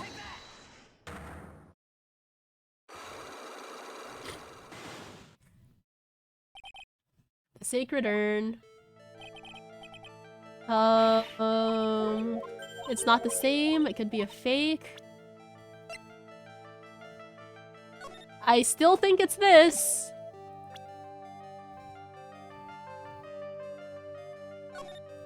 Or maybe it's the fact... Do I have the urn back in my possession now? Okay, I can just present the urn itself. Sorry to break it to you, but the urn is the genuine article. Pearl went back to Crane Village and had it examined. Is that right? That's nice, Fancy How? What she discovered was that the urn had been broken, again. Did you say again? Yes, it was broken once a year ago, and now it looks like the same thing has happened. And quite recently, too. Recently? Are you saying that this urn was broken recently? Yes, that's exactly what I'm saying. Why do you think it was broken recently? How do you know? Because it says... I am... on it in the poster, but when we got it, it said AMI. This poster was made recently, right? Poster? Ah, the poster for the exhibit. At the time when this photo was taken, the urn said I am on it. But now, for some mysterious reason, it says Amy. When the urn was fixed, the letters were transposed. Ah! I am? What does that even mean? I don't know anything about that. I wasn't even there when the photo for this poster was taken. That was a mistake. Now, tell the truth. Ah, oh, wait. Or, even if the urn was broken, I had nothing to do with it. Huh? Yes, that's it. It must have been one of the people at the photo shoot. And they probably dropped it. I'm sure that's what happened. Why is she so scared to say that it broke in shipping? Real. She's not going to give up that last Psyche Lock so easily. Do I have any proof that it was broken here at Lordly Taylor? Do I just present the paint? It's because the paint is on the urn weird. So it must have been broken and put it back together here. What is it supposed to mean? There is pink paint all over this urn. And there is pink paint all over the floor and walls of the basement warehouse. In other words, this urn was broken here. Okay. You can get pink paint everywhere? Okay. Anyway, yeah. There is proof that it's the same paint. Jesus fucking Christ. It's the box. Okay. The urn was in the box. There's pink paint on the box!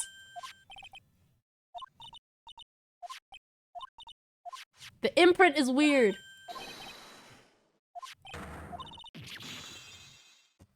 Holy shit! Why was this an entire minigame?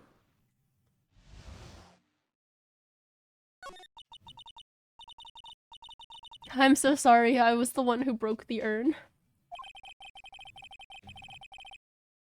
Boy, does this make me feel like some sort of evil school teacher. I'm a terrible person. Not only did I break it, but I tried to hide what I did. Wait, is this like a slowed down version of the Steel Samurai music?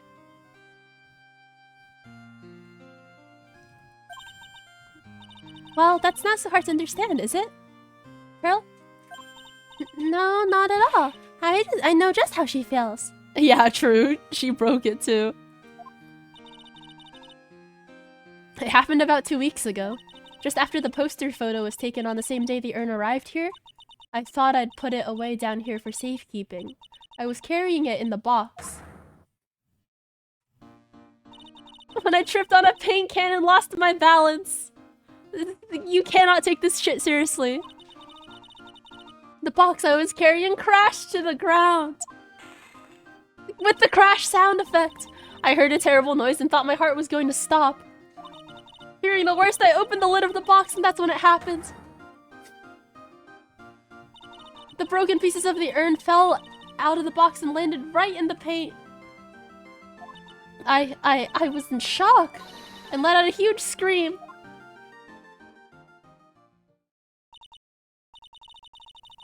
Yeah, those drawings. I can totally see how that could have happened. Yeah, as clumsy as she is, I'm sure Maya understands. Well, I knew it was the most important treasure in all of Crane Village, so I tried as hard as I could to fix it. Fortunately, the shards were pretty big. And that's when the I am got changed to Amy? I didn't know how it was originally written, but any sane person fixing it would have assumed it said Amy. 3, 2, 1, sad Pearl. Any sane person? Really? Oh, Pearl. She said she wasn't very good at spelling. It's 3 letters! It's 3 letters and it's your ancestor's name. Like, I know she's bad at spelling, like, but be for real. Anyway, I put the urn into the storeroom and no one has seen it since then.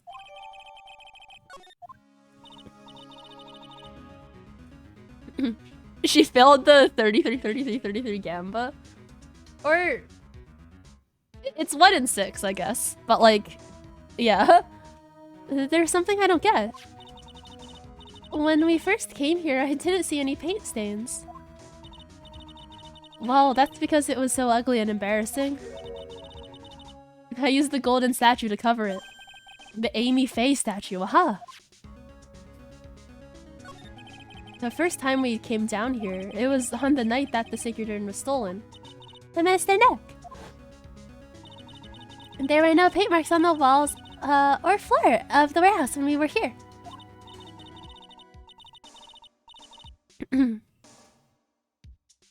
Well, there's a good reason for that. On the day of the crime around noon, that golden statue just happened to arrive from the mountain training hall.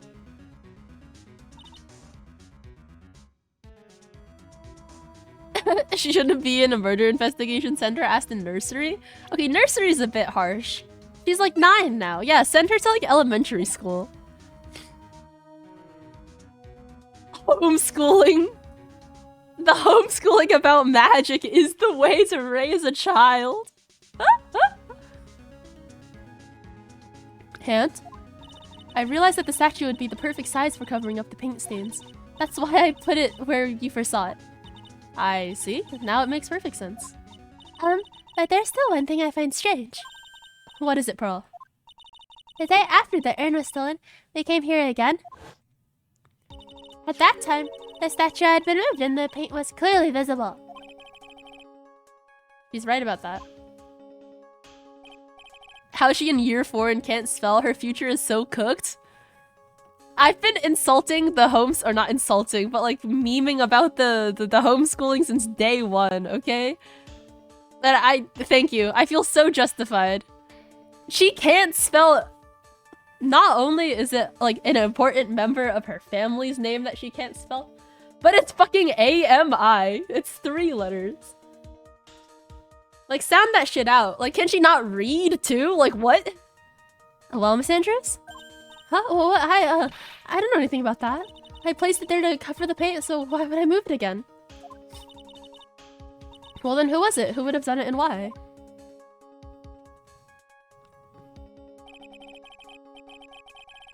On the day before the theft, the statue was definitely closer to the door. Then the next day it was moved. But why? Okay. It's almost like it'll matter that someone doesn't know that it now says Amy and 2 weeks ago it said I am. I could be crazy though. Yeah, we're probably gonna like own either Luke at me or Ron Delight with that. So that's exciting. It looks like there's some connection between the Sacred Urn and the murder case. Why? Why do you think so, Nick? Hi, Chunni. Hope you're doing well. Because that night the real thief, Ron Delight, was at KV Security. So then why did another Master Mask show up here? Ah, thank you for the drink water.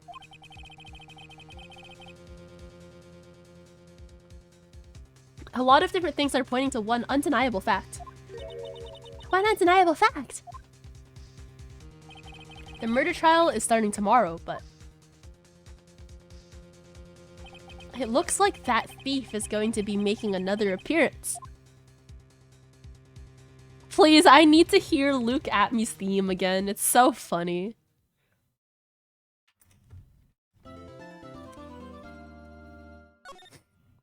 Sure, let's hit it with a save.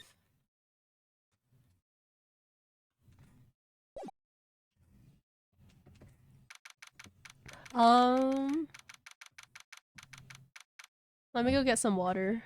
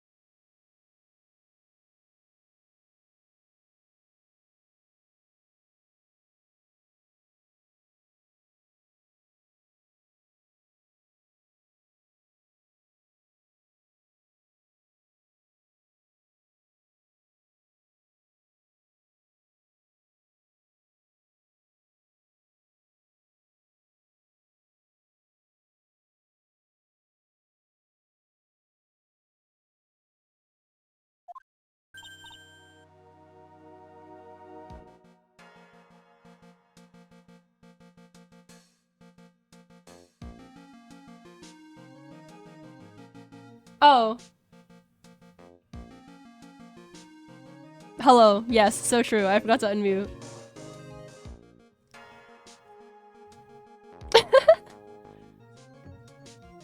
I added an outline to the text. It's fine. It's fine. Okay. Hey, Nick. Oh, okay. What is it this time? You won't believe how many people are here for the trial. Oh, well, it is a murder case. What are you talking about? They're here for the trial next door. Next door? Why don't you know this, Nick? They're having Detective Atme's trial today. Detective Atme? They say they're going to try him as Master Mask. Already? That was fast. Boy, I'd love to see Master Mask's trial. I know. By the way, where's Pearl? Oh wait, this is Phoenix. Oh, by the way, where's Pearl? Oh, she went back home. She said she can't neglect her training anymore.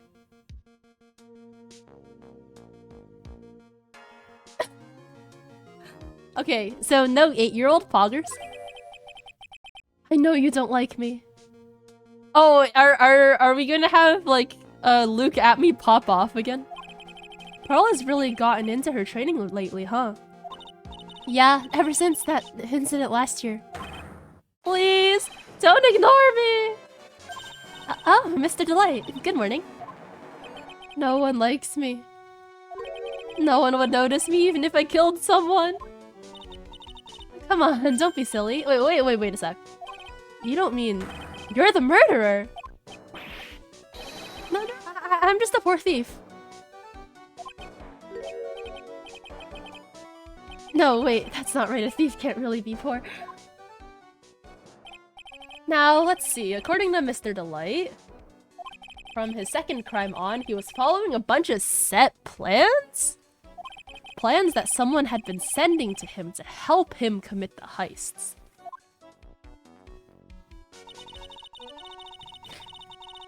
Do you really think there's a connection between the thief and the murder, Nick? It's possible, but today's trial is a race against the clock. Me the second that Pearl is gone. True! Kana cheer emo- so real. So real. Hello, Ham! Oh my god, I love him. Big fan! Fellow Sumire enjoyer. Huh? How come? Let's just take our time like always. I'm afraid that's not an option.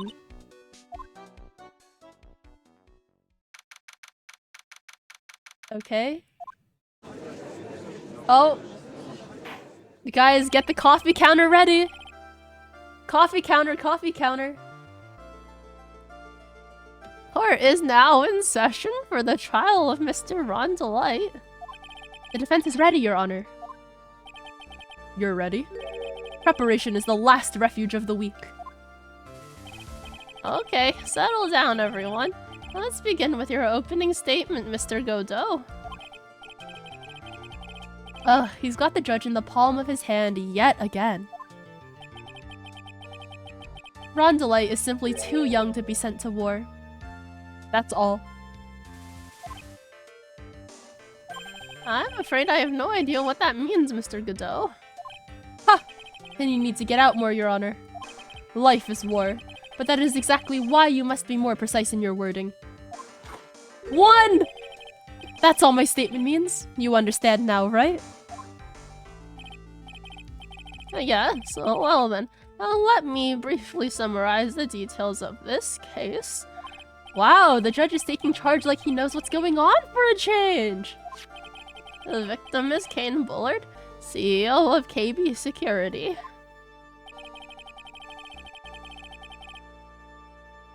His body was found in a safe at approximately 9 AM on the morning of the 13th. However, the time of death was estimated as 1 AM of the previous day. And that's when our little lost kitten dropped the ball. Oh wait, this is Godot now. That's when our little lost kitten dropped the ball. That little lost kitten is of course the defendant. Oh, very well then, Mr. Godot.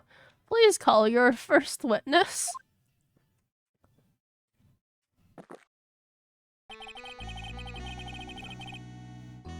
I never drink more than 17 cups of coffee during any given trial. Well, last time it was 11, yeah? Last time it was 11? That's insane.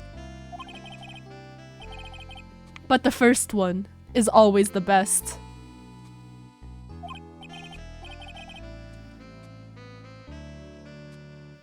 No. That was one. I think that was the same cup of coffee that he like slid over to himself. I think this is still one. Mr. Godot, your witness? Okay then, let's hear what the defendant, Mr. Rondelite, has to say for himself. 17 is like 5 per day? That feels like a lot, but I don't drink coffee. In the first trial, he drinks exactly 17. After this is kind of hit or miss. Wait, he drank 17 last time? Oh god, okay. The defendant? Oh well, Mr. Wright, does the defense have any objections? It may be a bit of a disadvantage having the defendant testify, but... Wait, if... In the whole trial across a few days, I thought it was like per day of trial, because yesterday he was definitely at more than 10, like in the first part of this trial. So, I'm assuming that it's like per trial day. I remember when Mia was defending me. She allowed me to testify so she could do the cross-examination. You put a lot of trust in me back then. Yeah, and look what you did. You ran out of the courtroom and ate a bottle of poison, bozo. We have no objections, Your Honor. The defense will allow Mr. Delight to testify. Ha! You've got guts, trite. Alright then, Mr. Rondelite. Please take the stand. He's so pretty. Like, why is he so pretty? You did it, didn't you? Yes. What? No. That's not true. That's not true. For a moment there, I thought we'd set the record for the shortest trial ever. He's in her girl boss era. So true. International Women's Slay. Well... Mr. Delight always looks plenty guilty with that face he's making. And once he opens his big mouth, he'll probably put the last nail in his own coffin. Huh. Very well. Now then, can you tell me something? If you didn't kill Bullard, why did you go to KB Security? Well, that's kind of hard to say. Boy, I wish I could go home. Now then, let's hear some testimony about what happened. My visit to KB Security. That evening, around 1 AM, I went to see Mr. Bullard in his office at KB Security. The blackmail letter I got, it ordered me to go there. I had been working for KB Security until a year ago, so I knew where his office was. And my card still worked. 1 AM, the exact time the murder took place. That's 2. The weak get washed away by the tides of fate. The strong drink it up.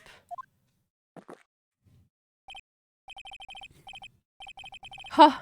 It's bitter today, too. Just like my destiny. Why is he such an edgelord? You never know that from the way he's chugging it down. Mr. Wright, your cross-examination, if you please.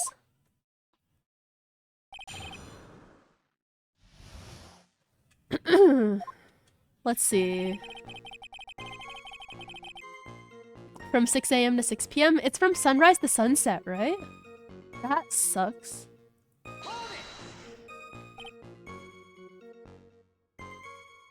Why are you cross-examining testimony that's in your favor? It is our right to do so. You sure that it's 1 AM? That's when my watch said I was- no, actually, okay, yep, it was 1 AM. It's too late for a coffee date. Yeah, okay. The blackmail letter I got, it ordered me to go there. It ordered you there? It was the first time I'd gotten a blackmail letter that ordered me to go somewhere. Does that mean you've gotten other blackmail letters then? Oh, of course. They say like, steal this or take that. Ah ha ha! Why don't you save those for later, Mr. Delight? Please don't say anymore. Now, what should I do? Let's press harder. Why not? Fuck it, we ball. So, what did the blackmail letter in question say? It said to bring $50,000. Money, a perfect motive for committing murder. Oh, but wait, what? I never intended to pay that money anyway. Oh, is that right? After all, he had nothing to hold over my head. I had nothing to be afraid of. An important point indeed. Witness, let's have that added to your testimony. Yes, sir. Huh. A muddy mudskipper in outer space has a better chance of surviving than I do.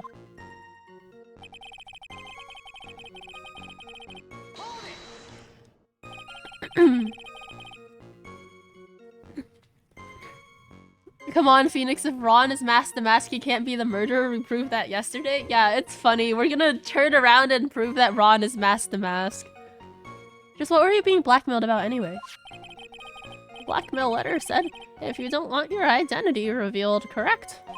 I'm sure it was referring to the whole Mask the Mask thing. But I wasn't worried. Mr. Bullard didn't have anything on me. He didn't? Anyway, I don't care what anyone says about me. Just as long as Desi believes in me. Simp. So that's why Miss Delay didn't believe he was Mask the Mask. That's why I knew they were just hollow threats. I'd been working for KB Security until a year ago, so I knew where his office was. He used to be a security chief for KB Security, right? Yes, that's right. A security chief. You! And yet, a year ago, you were fired without notice.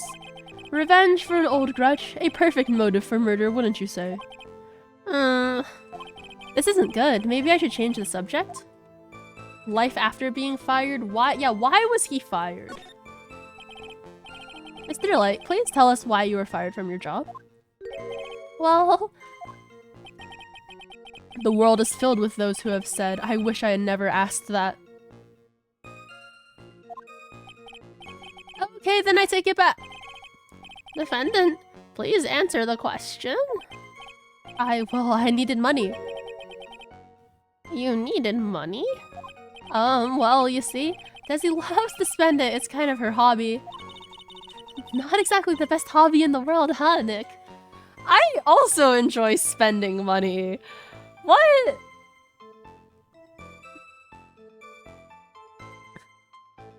Like, my sense of commodity fetishization isn't that bad, but like, buying things is fun. Yesterday, I bought Persona 3 Reload. Like, these things happen sometimes. Like, I mean, I'm not buying like a motorcycle every other week, which is kind of what he makes it out. Like, that's what he makes like her spending habits sound like, but like now I ain't saying she's a gold digger. Yeah, in my time zone it's International Women's Day for another 2 hours, but like, well, nah. My salary wasn't nearly enough, so I stole data from the company.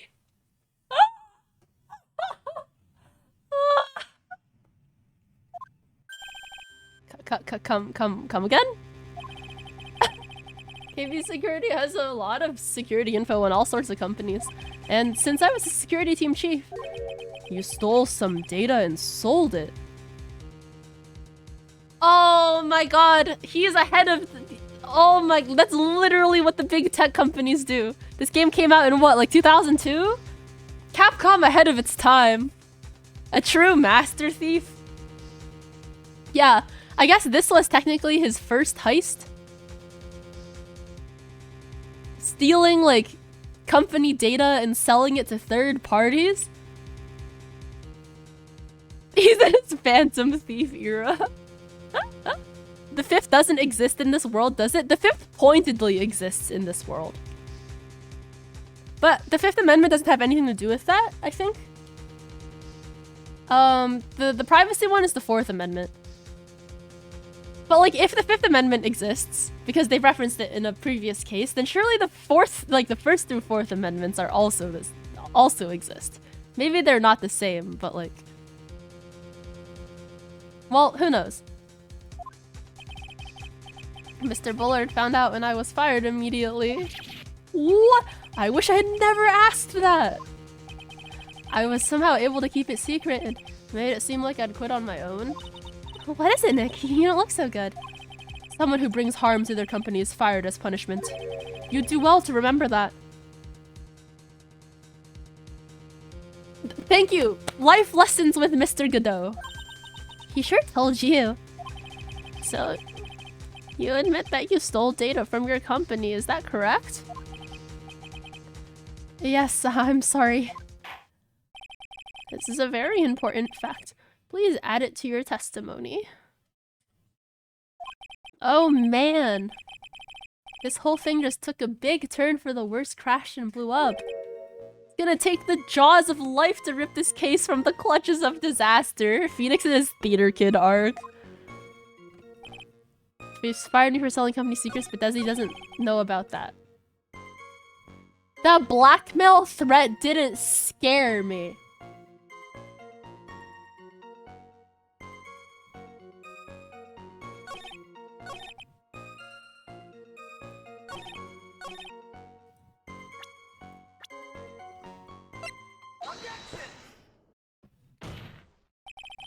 Mr. Delight, what you said just now doesn't match what you told me yesterday. Oh, well, what doesn't? I think you must have been scared, very scared, of having a certain person find out your secret. A certain person? Miss Desiree Delight, the defendant's wife. What? Listen to me, my Desi, she's... Looks like if I just sit back and relax, the fun will end before it truly begins. Ugh, Godot! Yes, we know, it was all your wife's fault. Oh, what do you mean? Mr. Delight stole company data to pay for his wife's spending habits, for which he was fired. Unable to face his own wife, someone used his dirty little secret to blackmail him. And that is how this murder came about. Oh, No, everything is falling neatly into place for him. Don't talk about my Desi like that, or you'll be sorry. So big and scary. Well, it seems that we've learned a great deal of things here so far. Well, what do you think, Nick? I didn't think it was possible to get so thoroughly whipped in just 20 minutes. You've literally faced against Franziska von Karma in court. What are you saying? Clearly, there was sufficient motive for murder. He stole data for his wife and he killed to protect his secret. A family man who just cared a little too much. The motive is clear. Let's move on.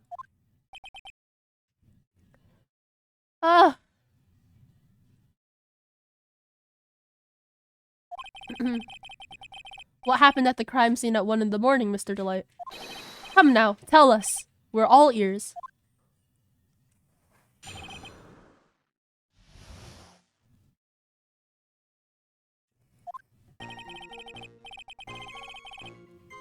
When I entered the office, there was a suspicious shadow there. It's Luke at me. Suddenly I was hit on the forehead. After that, I remember being a bit dazed. If I hadn't been wearing that, I would have been killed. Wait, what the fuck is that? What is the that he's referring to? When I came to, Mr. Bullard was lying there dead.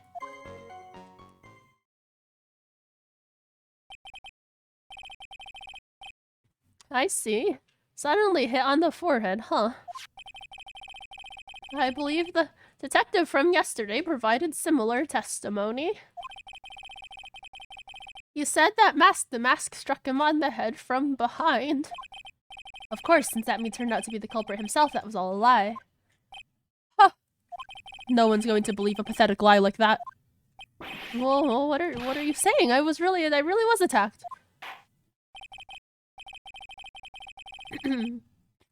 We'll find out We'll find out if what you say is true or not during the cross-examination.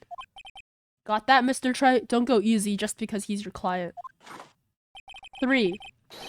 If I see any sign that you are, I'll treat you to another cup of my special blend. You don't need to worry about that, Mr. Godot. I have faith in Ron. I know he didn't do it. At the CEO's office. Okay, what the fuck was he wearing? That? Could you please clarify what you're referring to? Why, my Master Mask costume, of course. Wait just a minute. Master Mask? Huh? Oh, did I forget to mention it before? Just to be on the safe side, I dressed as Master Mask. And then I descended upon the office of the CEO of KB Security. What? Nick, did you know about this? He never told me this. I don't recall him ever mentioning it to me either. Even I didn't know that. He's smoking! It seems our little friend really loves to keep secrets.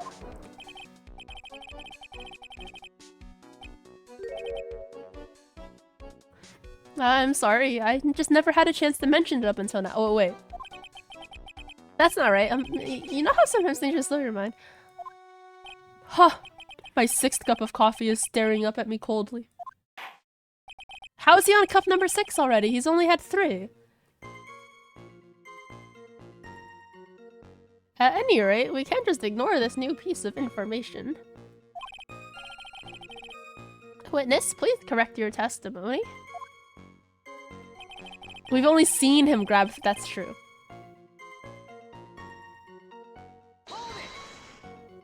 Why were you dressed up as Master Mask? Why? Because I'm Master Mask, of course. Whoa, what are you talking about? Master Mask's trial is being held next door.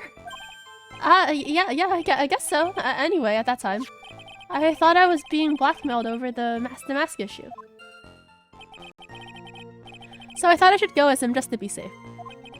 Oh boy. Well, let me tell you, it's a real pain to move around with that cape. That's why it took a lot longer than I'd expected. It took a lot what is he talking about? What do you mean by took a lot longer? Look at me wishes he were Master Mask, true. Oh, opening the safe, of course. My cape got caught in the safe door, you see. This all happened when I was hiding Mr. Bullard's body. Whoa, what was that? Back up a second. Yes? You were the one that hid the body in the safe? Well, yeah. Inconceivable!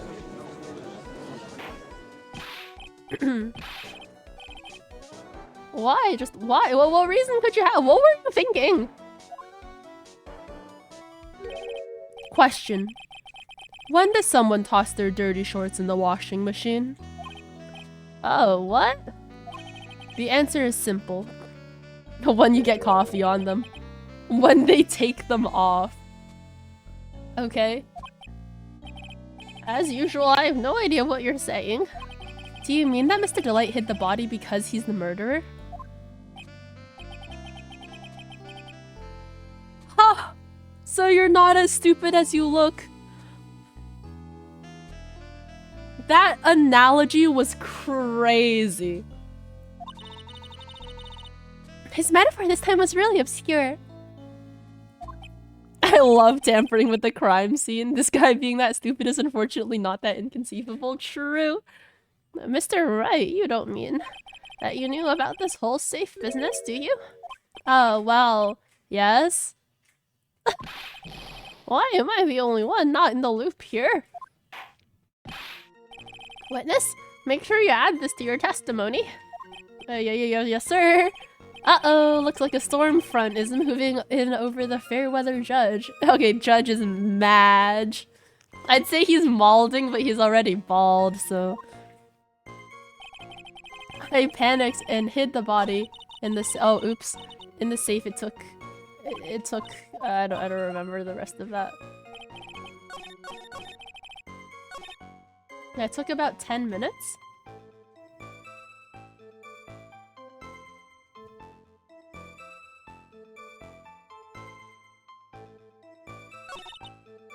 We heard this from Mr. Delight yesterday. There's not much in this testimony either. He's still hiding something. You wouldn't be surprised you have to draw it out of him. Okay, he doesn't... Let's hope he doesn't make it more complicated. Who was this suspicious shadow? If there were 1,000 of me, and even if one knew, I'd tell you, trust me. His dodging all of our questions is not helping us win his case. Okay, then how was the victim Mr. Bullard at that time? What do you mean by how was he? Was he already dead? Was he still alive? Maybe he was the one who hit you in the first place? That's a good question. What do you think, Mr. Wright? He used the Uno reverse card move while on the stand? How about you answer your own question? Forget about it.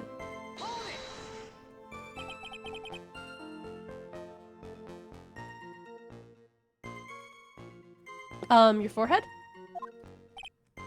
Yes, I was hit on the forehead as soon as I entered the room. It was an amazingly fast and powerful attack. Do you remember anything about who hit you? Well, like I said, it was a fast and powerful hit. Okay, so no. A little dazed for... Okay, yeah. He did not get the question. I'd like to show him a fast and powerful attack myself. You tell him, Phoenix. Commit, like, battery. Hell yeah. Maybe that would knock some sense back into him. Okay, we pushed this already. We pushed this already. Why did you hide the body in the safe anyway? Well, because it wouldn't fit in a drawer. I have no counter. That's not exactly what I meant. When I saw that corpse, I kind of lost it. I thought, if they find his corpse, they'll think I did it. Huh, I think you had a simpler reason than that. It's because you killed him. That's why you spent 10 minutes hiding the body. That certainly makes more sense. Ugh. Oh wait, hold on. 10 minutes? What is it, Nick? I just had a thought. Under those circumstances, would you normally try to hide the body? And spend 10 whole minutes to do it? Under those circumstances... What circumstances? Oh. Hey, Nick, if you think his behavior was so strange, why don't you present some evidence that would show just what those circumstances were? That's it. I'll take a look at the court record and present some evidence. You heard this? Okay. And then we...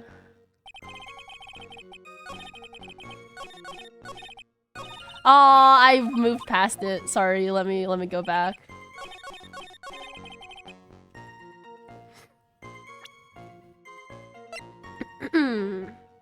He didn't know about the buzzer, because we know that the buzzer got pressed. Right? The buzzer got pressed at 1:02 a.m.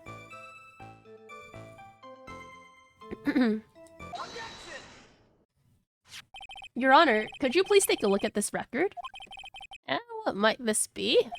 The record for the emergency buzzer that connects the CEO's office to security. If the button in the office is pressed, the security team is supposed to come running. And according to this record, the buzzer was pushed once at 1:02 a.m. What? Oh, wait, there's also no fingerprints on the buzzer record, so we can... Or not the buzzer record, the buzzer. So we assume that the real murderer who was wearing gloves pushed the buzzer in order to try to get this dude caught for the murder. In order to try to frame him, right? That's the angle that we're supposed to do here?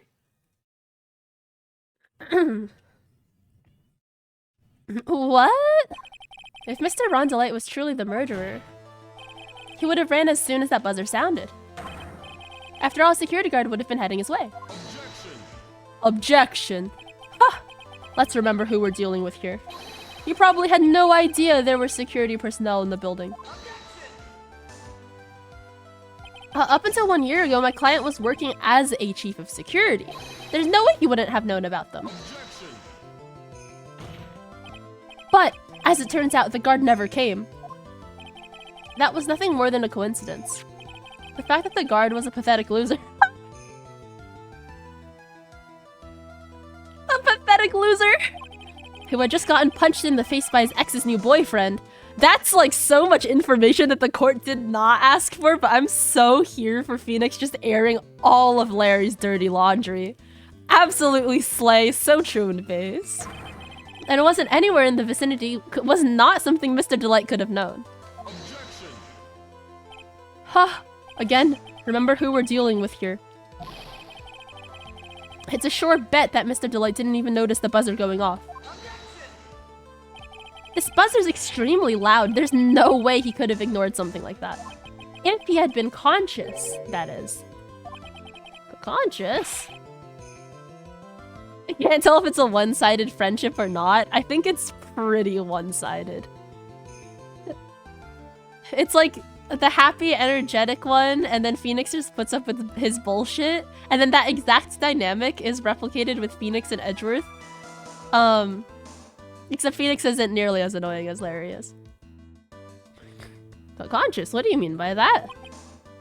Ugh. 4! Fine. Let's hear your theory. Recall the defendant's testimony. The moment he entered the victim's office, someone attacked him. Mr. Delight said he felt dazed. I'm willing to wager that he was knocked unconscious for at least a few minutes. Unconscious? So he fainted? That's why Mr. Delight didn't know the buzzer had sounded. And that's why he thought he had time to hide the body. So, what are... Oh wait, this is good though. So what are you trying to say? Mr. Delight was knocked out and the buzzer went off soon afterward. Now, unless my client was able to hit the buzzer while he was unconscious, it can only mean that there was another person in that room. That's right. Whoever it was, they knocked out Ron Delight and then pressed the buzzer. Or order in the court. Mister, right? This is preposterous. It was this kid. Ron Delight is the one who killed Kane Bullard. Then who pressed the buzzer? It was the victim, of course. And no, it wasn't, because he wasn't wearing gloves. Nope, I can prove it. Get owned. He pressed the buzzer when the defendant attacked him. Oh my god. Pursuit themes are always S tier? Hell yeah, they are. Godot is like bluffing like almost to the extent that Phoenix does when we have no idea what the fuck is going on. He didn't die right away. He must have held on long enough to push that button. Ah. So Kane Bullard sounded the buzzer himself? What is your opinion on this, Mr. Wright? I need to prove that the real criminal was there at the scene, but how? Can I prove that it wasn't Kane Bullard who sounded the buzzer? I can prove it, alright. The defense's opinion is this, Your Honor. This piece of evidence proves that it wasn't the victim who sounded the buzzer. There are no fingerprints on the buzzer. Phoenix, you need to be more confident. This is your third game. Jeez. Yeah, exactly. I believe this is the piece of incontrovertible evidence you were looking for. The emergency buzzer? Is there some kind of clue on it? No, but there's no clue on it. Absolutely not. 5? Hey, come on now. At least give some thought to what you say before opening your mouth. The fact that there are absolutely no clues is itself the clue. Now I'm the one who's clueless. I can't. This is like foolishly foolish fool level tier of banter. This is awful. This button has no fingerprints on it. If Mr. Bullard had really pressed it himself, naturally he would have left his fingerprints behind. Oh! He spit out his coffee! Objection. Ron Delight obviously wiped them off. Why would he? A guard could have come in at any moment. He touched that button, I know he did. The defendant, Mr. Delight, was dressed as Mask the Mask. And Mask the Mask always wears gloves. What reason could he possibly have to wipe the button free of fingerprints? I love how Mask the Mask always wears gloves was a statement that went uncontested. Like, Godot was just like, okay, seems legit, and then the court moved on. Order! Order! Order! Huh. It would seem. 6. I've been forced to eat crow. I wonder what blend number crow flavored coffee is. However, oh wait, this is the judge. However, if the real killer was there at the scene, why would that person press the emergency buzzer? Shouldn't they have run away without putting themselves in extra danger?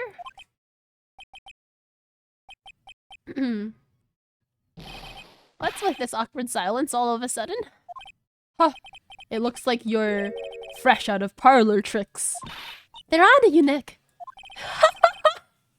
They're on to you.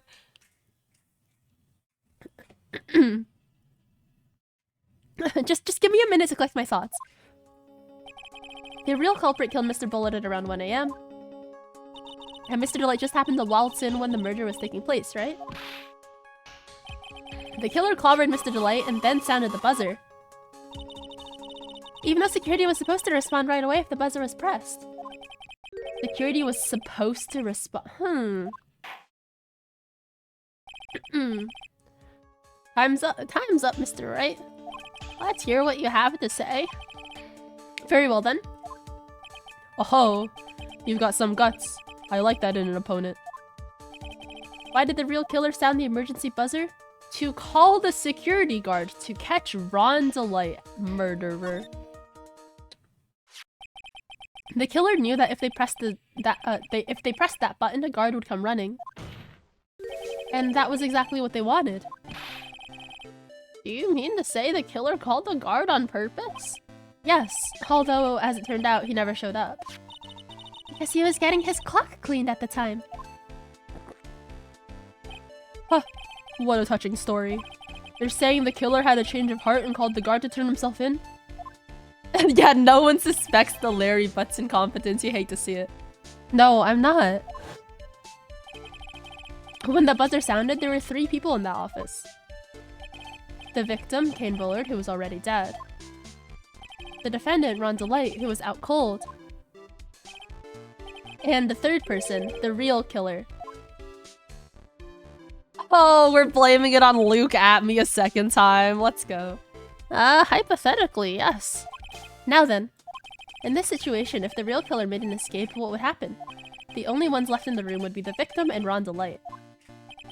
And if any security guards came running in at that time, they would think that I was the murderer. Yes, that was precisely the real killer's objective. To frame Ron Delight for the murder.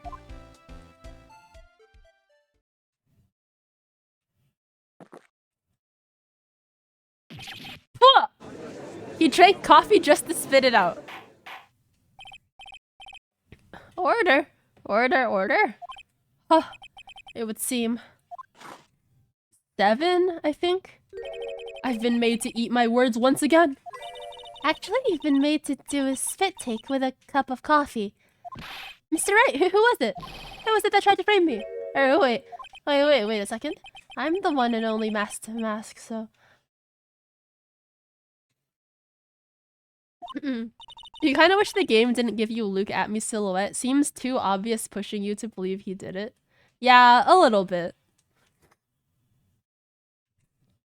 I mean, I think I personally would have picked him anyway because that's funny, but like the game really is leading you towards that. Nick, you mean the real killer is? We're going to drag that person in here right now. But who is it? I don't have any solid proof yet, but think about it. The killer knew Mr. Delight's identity, and they also knew that he had been called to KB security that night. So the killer used him to execute a well-crafted plan to murder Kane Bullard. Oh yeah, I guess like we also know the fact that like Luke Atme was the person who was sending the plans for what Ron Delight as Mask the Mask should steal. So, like, I guess we would know anyways that it's probably Luke Atme who did this. Yeah. Like, it's not out of nowhere. I mean, in addition to the silhouette, I guess. But, like, it's not out of nowhere. Well-crafted plan to murder Cain Bullard. Right, okay. Now then, let's hear your accusation, Mr. Wright. Who was it that framed Mr. Ron DeLite for the murder of Cain Bullard? Clown. Detective Luke Atme. He's the only one who could have done it. Case Detective Luke Atme? You mean Mask the Mask did it? Your Honor, the person being tried in the court next to us is not Mask the Mask at all. He is, in actuality, the true murderer of Cain Bullard. Literally yesterday you were like, he's actually Mask the Mask. But today he's the murderer. Order, Mr. Wright, explain yourself. Theft and murder, which is the more serious crime? They're not even close. Murder is the more serious crime, of course. Just Luke at him. Yeah, so true. It's a capital crime subject to a capital punishment. Okay, so we do definitely have the death penalty here. Great. Good to know that Von Karma is dead. Please remember the trial from yesterday, if you would. When Luke Atme confessed, there was a huge commotion in the courtroom. Of course, a famous detective was unmasked as well as Mask the Mask. Japan still has it? Yeah. Instead of being convicted of murder, he was found guilty of grand larceny. That was his true objective all along. To be found guilty. Mask the Mask had the perfect alibi for when the murder took place. He was stealing the urn at Lordly Taylor. In other words, being found guilty as Mask to Mask was Luke Atme's airtight, watertight, and unassailable alibi. A guilty verdict as an alibi? There's a third guy? No. The third guy is the first guy. Oh wait, you mean the third guy who was in the... In the, like, they're stealing the urn? Like, you're saying that this is a different person? No, I don't think so. Luke Atme probably just faked the photo.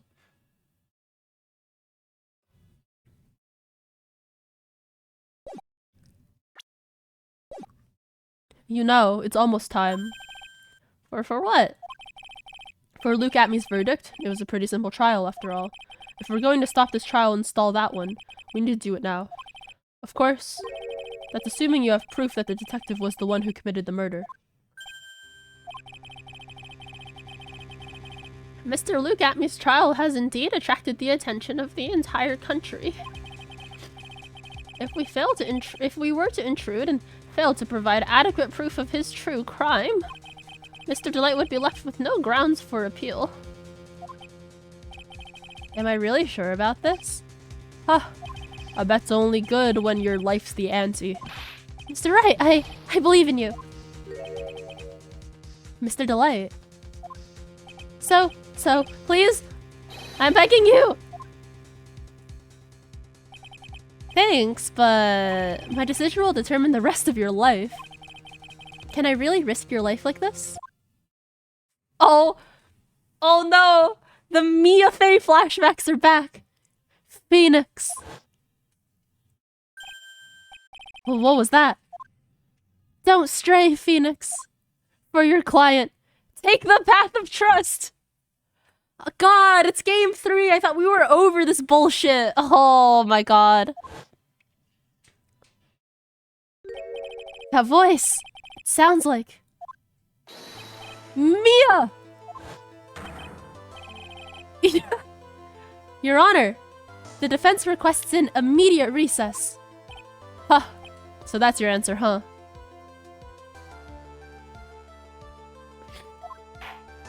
coming into his own. He needs the nudge. It's been 3 years and he still needs a nudge? I would understand if this were case 3 of game 1. Case 4 of game 1. Case 1 of game 2 even. Case 2 of game 3. Like, come on, dude. Very well. I've decided as well. This court will now take a 20-minute recess. Mr. Wright? Well, when we return, please summon Mr. Luke at me to the stand. Yes, Your Honor. Maybe he has mother issues? We know nothing about Phoenix's upbringing, besides the fact that he was friends with Edgeworth growing up, so...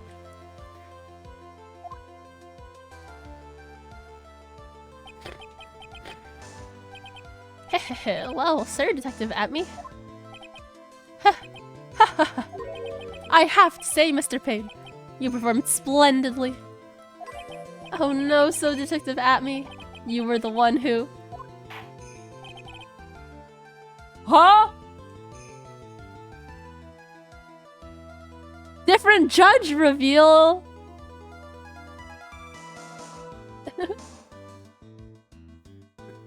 Not a real ghost either, just in his head. Yeah, it's like a little concerning that he's hallucinating his mentor. I think like like you have a spirit medium next to you. Like it would have been more acceptable to me if Maya just channeled her and said that like and she literally said believe in your client rather than him just like hallucinating it. What voice do I give him? Judge voice? That's enough. This court sees no reason to further prolong. Wait, no, I feel like this judge is kind of a Chad. He doesn't get judge voice. He doesn't get the same judge voice. Let's give him like a more smooth voice. This court sees no reason to further prolong this trial. This court finds the defendant Luke Atme. Hold it! Wait! Don't hand down your verdict yet, please! Well, sir lawyer, welcome to my courtroom. He could just be remembering instead of hallucinating? Yeah, but he says shit like, that voice! Like, why are you hearing voices? Wait, what the fuck? What the fuck? I literally did not notice until you pointed them out because I am like my eyes are here and my peripheral vision is not working. No, I like Phoenix too, don't get me wrong. Like I'm not criticizing like Phoenix as a person. I'm just saying that like the game mechanic is a little cringe. Like the storytelling method is a little cringe. You're not even a defense attorney here and you still managed to destroy Payne's guilty verdict. You hate to see it. He needs his emotional support ghost is a crazy chat message. I love that. Yeah, anyways, who's this hoser, hey? What? Canadian? Oh, wait. What is hoser? Hoser is a slang term originating in Canada that is used to reference or imitate Canadians. Wait! Canadian judge? My name is Phoenix Wright, attorney at law. Japanifornia got diversity. And I wish to file an accusation against this man, Luke Atme. Japanifornia? Maybe it's like Japancouver instead of Japanifornia. The accusation you accuse Master Mask. That man is not Master Mask. He's just a ruthless murderer. What? I hate this so much. Uh-oh. Uh-oh. Uh-oh. Oh, that's the end of part 1 of the trial. Sure, why not? Let's save it.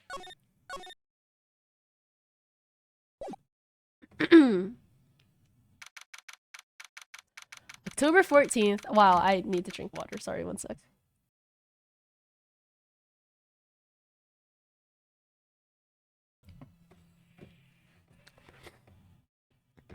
You think there's only one more part to this trial? Yeah, the... Oh my god. The trials, like, up until this point have not had more than 2 parts. So... If there's 3, I'm gonna scream. If I have any, like, power in my throat left. My sis?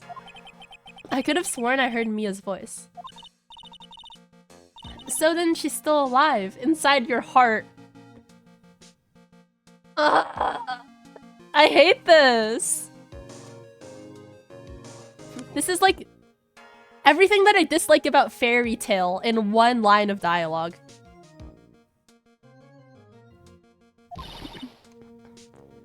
Nicky boy. Oh, Miss Delight. Is it true that Detective is the real killer? To be honest, we don't have any definite proof. But he's the only one who could have done it. But wasn't he at Lordly Taylor that night? Not to mention, we don't exactly know his motive. I mean, why would Detective Atme want to kill Ken Bullard? Oops, it's almost time. Better get back to the courtroom. I need to find some solid proof, and it's gotta happen sooner rather than later.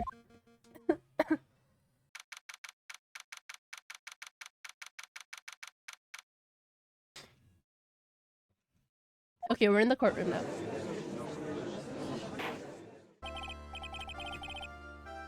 Now then, this court is back in session. Mr. Luke Atme, please take the stand. Well, well, how do you do, Sir Lawyer? Oh, I forgot about this animation! Oh my god! Oh, yeah.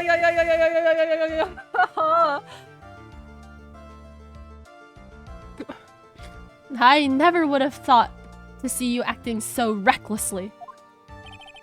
I couldn't let them hand down your verdict just yet. Not when it would have given you your perfect alibi. An alibi by the name of Mask to Mask. I'm sorry, I'm afraid even the great Luke Atme has no idea of what you mean. Of course, I have been in the next courtroom ever since 10 o'clock this morning. I'm afraid there is no way I can know what's been going on in here. You've been in the defendant's seat all day long, correct? Being tried as Mask to Mask. Whose nose mask part, he does not fit this. Like, he physically cannot be Mask to Mask. Look at the face structure. Indeed, it is truly child's play to fool the ignorant masses. Not only did the poor fools ask me to protect their valuables, they even gave me a generous reward upon returning their own property to them. Take this red diamond ring that sparkles upon my divine finger, for example.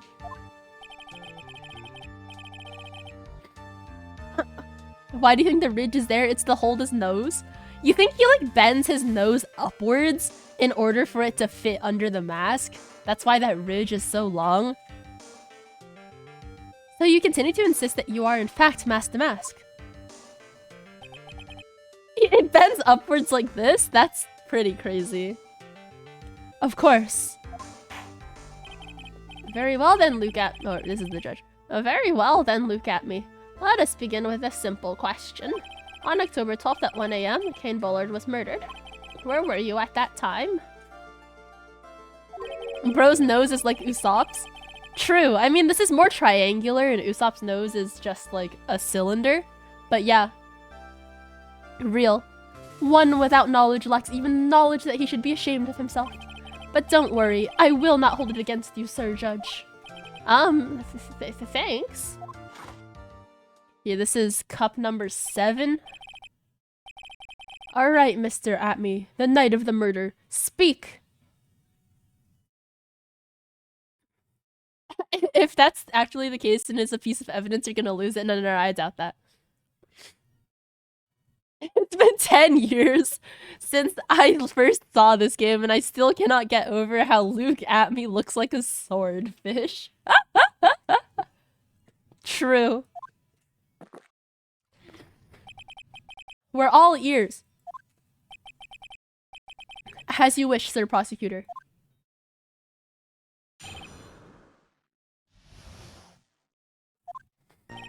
I was stealing the urn as Mask Damask just as I announced I would. I had more than enough time to prepare. It was a pathetically easy job. A photograph contains no words, but in this case, one turned out to be my witness. The time at which the camera captured Mask Damask was the same time as the murder. It seems the main point of discussion will be this photo of the crime scene. Everything else up until now was part of his plan. There has to be a secret to this picture as well. Even the great Mask Damask cannot be in two places at once. Now then, if you'll excuse me. I have a verdict to receive. Hold it! Unfortunately, Mr. Atme, we still have to do your cross-examination. A fool is too foolish to know that he is a fool. Okay, Von Karma. I think he's trying to say that you're full of it, Nick.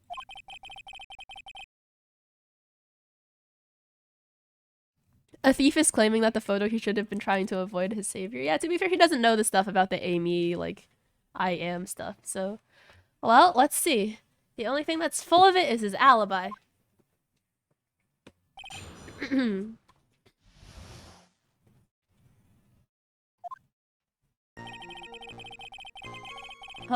He was stealing the urn. So the photograph is the proof, yeah? Indeed it is. And the man in the photo is certainly wearing a mask. That's why I am called Mask Damask. But conveniently, that also means that there's no way to tell who this really is. Oh, what do you mean? Objection. Oh, dear God, Godot's objection is so deep. Huh. Are you saying that this is not, in fact, Luke Atme? That it could be an accomplice dressed up as Mask Damask to create an alibi? Oh, what an interesting idea. Are you saying that I, Lone Wolf Luke, Lone Wolf Luke,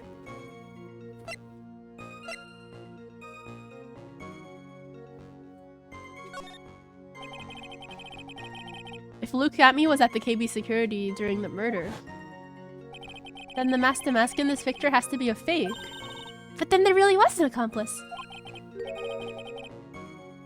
But right now I have no idea who that is.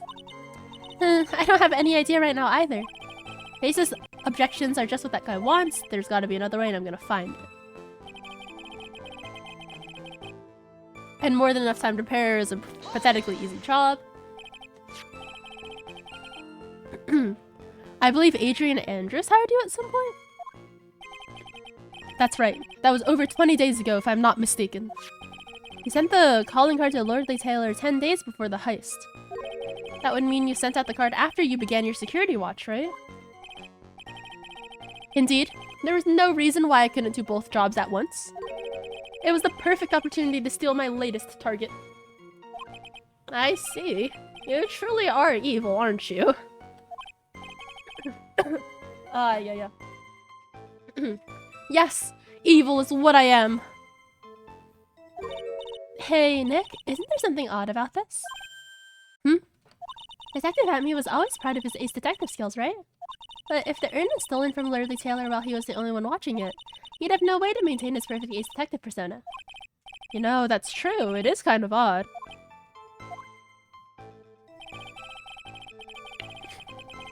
Okay. Hold it. So by photograph you mean this piece of evidence here, is that correct? Indeed it is. That very thing commits, the very thing that proves I committed the crime. The very thing that proves you committed the crime? When you think about it, it's really odd. You say that almost as if you had this picture taken on purpose. Objection. I concur. He was simply caught by the very camera that he had set up. We all have days like that. Do we? Indeed. It turned out that there is no such thing as the perfect crime after all. Life is truly an ironic thing, a sad blue melody. Yeah, like, I believe that this photo is just him cosplaying, like... Hang on. Does it have the date on it, or does it only have the time?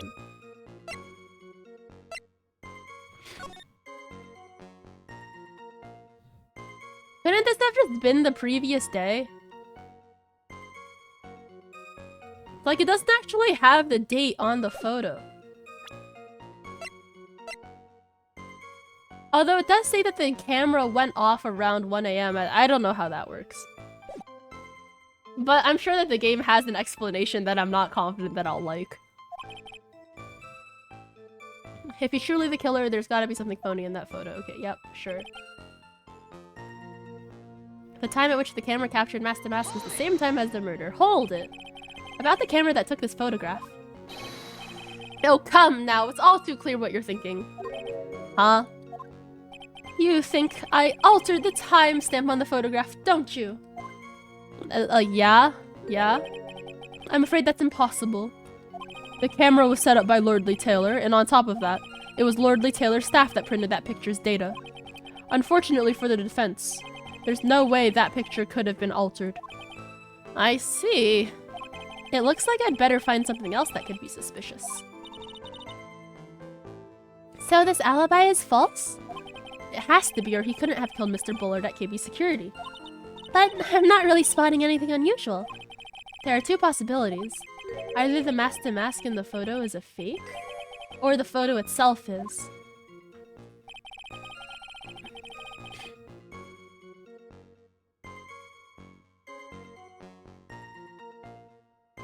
What?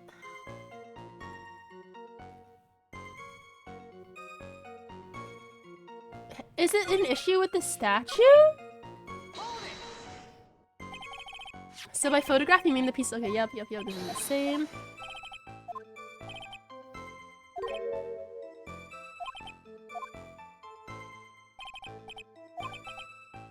Think long and hard about that night. Okay, so that's different.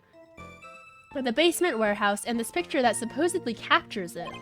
It's got to be here. Isn't there something funny about this picture? Why is this press different now that I have pressed all of the statements? I don't understand. I'm sure you bet there is. There's definitely something strange about this picture. We took a look around the basement warehouse that night before the theft took place. And there's something in the photo that doesn't match my memory of that night. Oh, the Amy Faye statue was... Okay. The night of the murder, the Amy Faye statue was closer to the wall. The milk.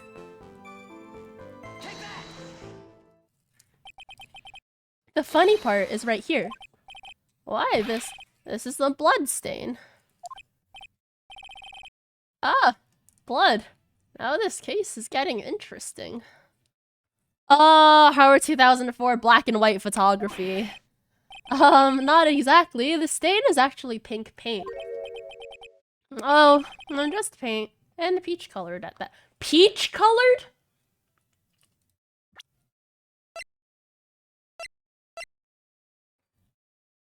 Peach colored? What type of, like, neon infused phosphorescent peaches is he eating? What the fuck? Cancerous peaches. Is this Splatoon? That's a Danganronpa blood color. It's so true. From blood to peaches, the judge sure loves going on his wild tangents.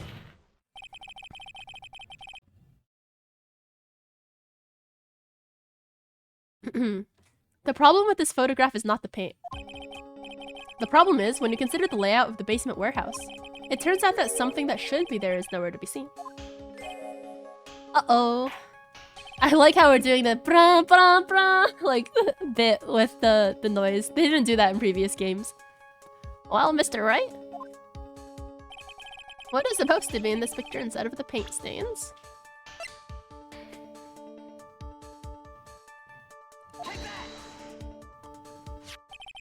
The supervisor of the treasure exhibit stated the following.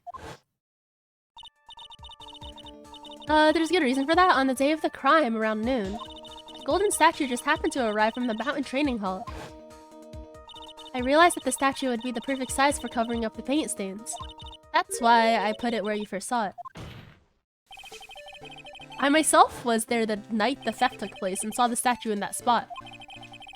If this picture was truly taken on that night, then the statue should have been there. Objection. But when I went there the day after the theft, that statue of the old bag was sitting in the corner. What? Why is Godot referring to Amy Faye as an old bag? That's like sus? That's really sus. Perhaps it was somehow pushed there accidentally. Your Honor, the statue is slightly larger than yourself and quite heavy. It would take more than an accidental push to move it that distance. Oh, in that case, can you prove it? Can you give us the rhyme and reason as to why that statue was moved that night? The Godot is sexist arc. On International Women's Day too, you hate to see it. Can you do it, Nick? Never mind who moved it. The real question is, why did they move it? Well, Mr. Wright, I hope you are prepared with your answer. Now then, who was the one who moved the golden statue on the night of the crime? I don't know, like probably Luke at me.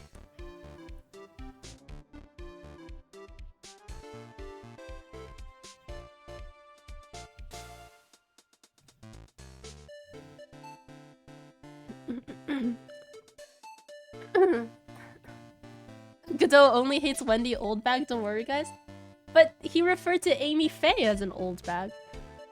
It's gotta be either Luke or Mask. Yeah, I agree. Why would it be Luke? He moved it because he took the photo ahead of time, because that's what we're trying to argue, right? We're trying to argue that he took the photo ahead of time, that the photo is fake. And then he moved it because since the photo existed already, because the statue had only gotten there like that morning, right? Since the photo existed already, he needed like the scene of the crime at 1 AM or close to 1 AM to match the photo. So that's why he moved it. Because he is Mask the Mask. Also, this man is 34 years old.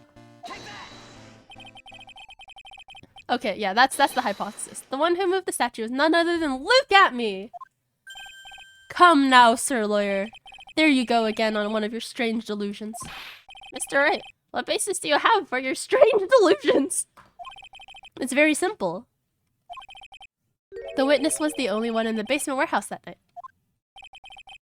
That is indeed very simple. However, why would I want to move a heavy golden statue? The reason for moving the golden statue, here's where our battle really begins. Well, Mr. Wright, what reason did the witness have to move that statue? The reason can be found here in this photograph. Look at me, you pretended to be Mask the Mask to create an alibi by showing you were at Lordly Taylor that night. But this photograph contains a single fatal flaw. If the statue had been there, your lie would have been exposed like cheap film at a drugstore. That is why you had to move the statue. A single fatal flaw. Interesting theory. Please enlighten us. Just where does the lie exist at the timestamp? Naturally, the lie in this photo is the timestamp. Oh, what do you mean? I'll tell you exactly what I mean. On the night in question, Luke at me went to KB Security and murdered Kane Bullard. Therefore, it's obvious. It would have been impossible for him to have been at Lordly Taylor at this time. Uh-oh. Uh-oh. Well, what does that have to do with the statue being moved? Remember, if you will, Your Honor. When was the statue placed beside the warehouse door? Well, the statue was taken down to the warehouse on the day of the crime, and it was placed there in order to cover up the paint. Exactly. Luke at me had already decided on the time that he was going to kill the victim, And so, in order to create an alibi for that time, he took his pictures days before the murder took place. What the? Of course, the statue hadn't yet been brought down to the basement warehouse yet. Ah. So, on the day of the crime, Mr. Atme must have been quite nervous.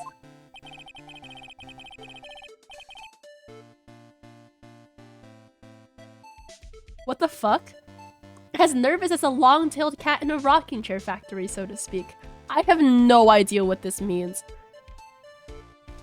What? Sorry, like the socked him right in the kisser was already a little bit confusing to me. But like, localization team did not cook with this one. Rocking chairs can squish cats' tails, I guess? I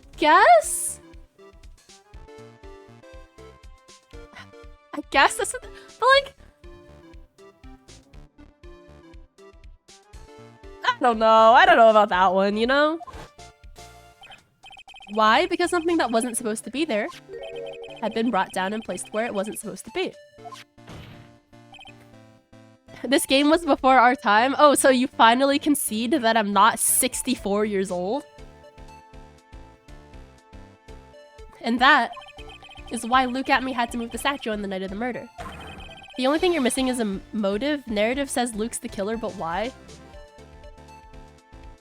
Yeah, we'll find out, I guess.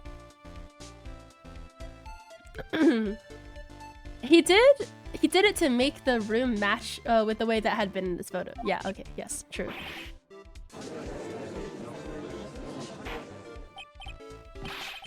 I got promoted from Lauren to Ai. I'm gonna time you out for that. What the fuck? Order. Order. Mr. Atme, is this true?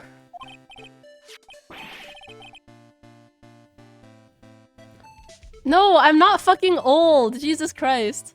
Like, Bobo always says that she's... What's the age that she uses? 56? Or something like that. 54? Does she use 54? And you all think I'm older than her, which I'm not. So like, yeah. I'm unironically, like, this salt I'm taking with me to the grave, dude. You used an announcement for this? Holy shit! Oh my god. One moment, Your Honor. Have you forgotten this? Well, what's that?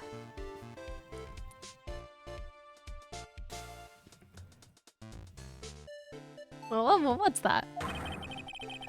The data for the basement warehouse computer. According to this, the camera did indeed go off on the night of the crime.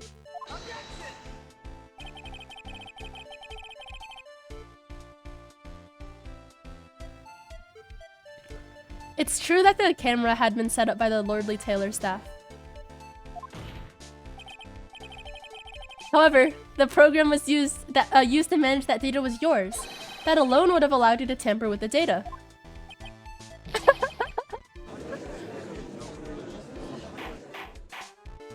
You untimed them immediately. Yeah, that's valid.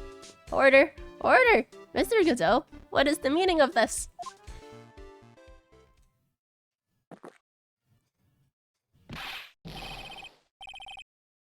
Godot! I warned you about making me wait. Now put that coffee down. My 11th cup. I'm about to have my first rage ban. No. I will rage timeout, maybe. I'll think about it. My 11th cup. I have been promised to drink no more than 7 to— Okay, Godot. Okay. I'm still good to the last drop. Okay, bro.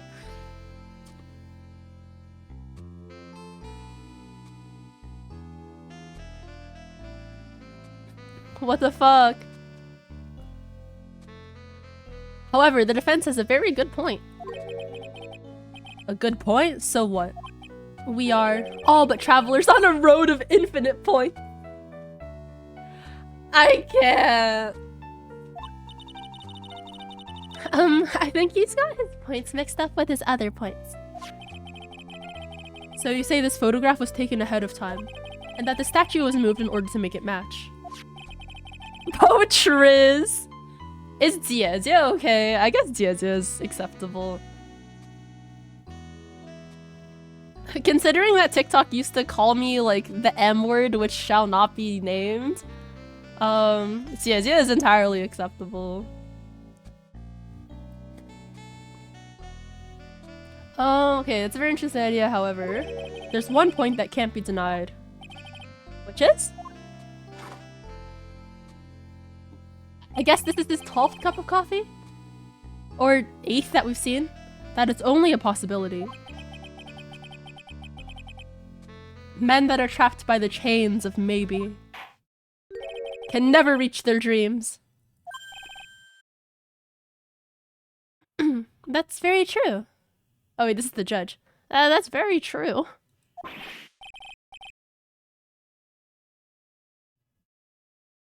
No way. Don't fall for that, Your Honor.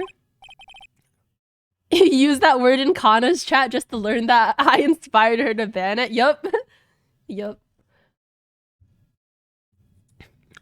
It doesn't help that, Minesweeper also starts with M, so like, it was very cute alliteration on Music Note app. You kinda hated to see it. It's not like a racial slur or anything, just like, yeah. Very awkward. Hey, Mr. Damask. Yes? If there's no funny business in your actions as Master Damask, there should be no problem with you telling us your strategy. So let's hear it. Yes, please provide this court with your testimony. Ah, Caboozled! Caboozled is one of the worst culprits of this. I'm going to scream and cry. Yeah. Yes, please provide this court with your testimony. About your plan to steal the sacred urn.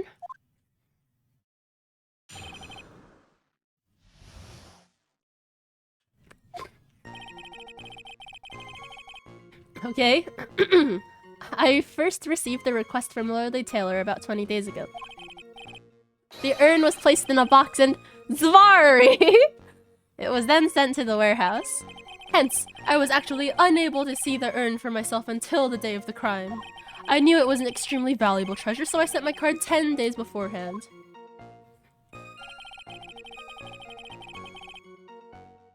I then handled security by myself to ensure that my crime would go smoothly. At last, I held the urn in my hands for the first time at 1 AM on October 12th.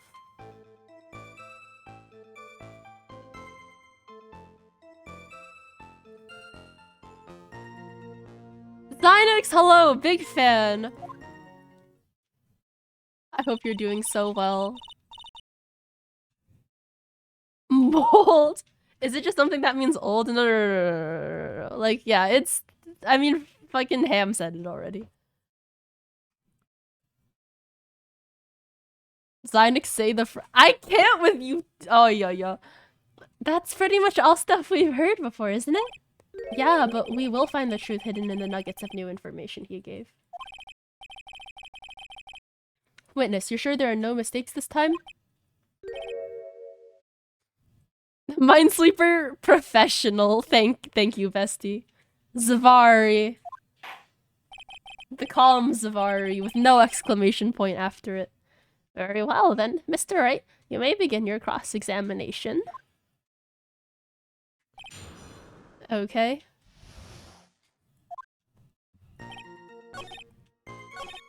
Okay, so we need to see that this is false, right?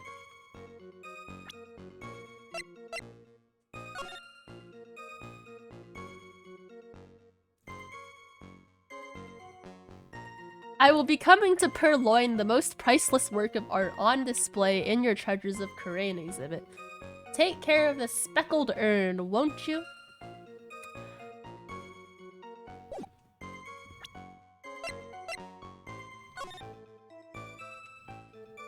Define speckled.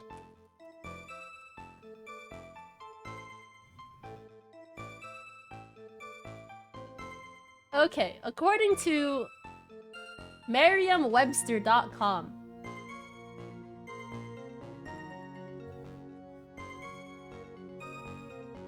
a little speck as of color.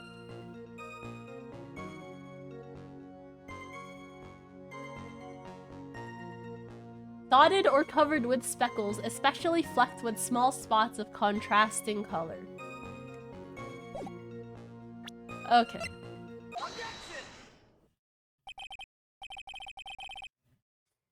Mr. Atme, if you are really Master Mask, then you also wrote this calling card, correct?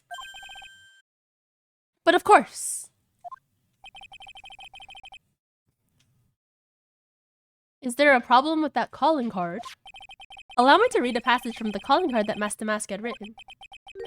Take good care of the speckled urn. Now the speckled here surely refers to this pink pattern on the sacred urn.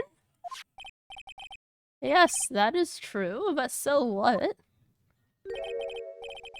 Truth be told, there is no way that Master Mask could have known about this pattern. Well, what do you mean? This pink spotted pattern on the urn is actually nothing more than paint stains. Paint stains? And these stains did not appear until after the urn had been taken to Lordly Taylor. Uh-oh. Cup number 13. Or 9. I'm not finding this joke to be very funny, Mr. Trite. The day that the sacred urn was taken to the warehouse, the urn was broken due to human error, or should I say an error-prone human. And that's when the pink paint got on the urn. Oh, you can't be serious.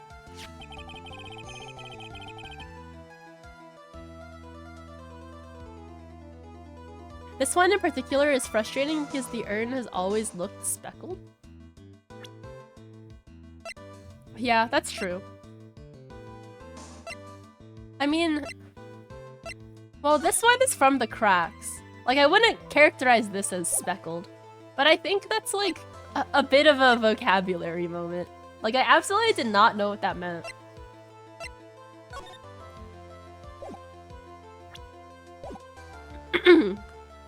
And yet this calling card clearly mentions the paint pattern. Which means Detective Atme had seen the urn long before the crime ever took place. In fact, he saw it when this fake photo was taken. Pwah! And because this photo is a fake, your alibi for the night of the murder no longer holds water. Wow!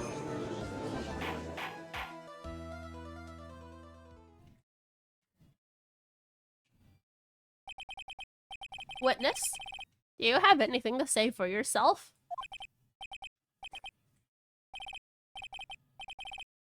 Alright, that did it. He's broken. Nick, I think it's still a little early for a victory pose. Huh? We're on 10? Or 14? Ha! Huh. It's so sad. No one has any conviction these days. Conviction, you say? Yesterday...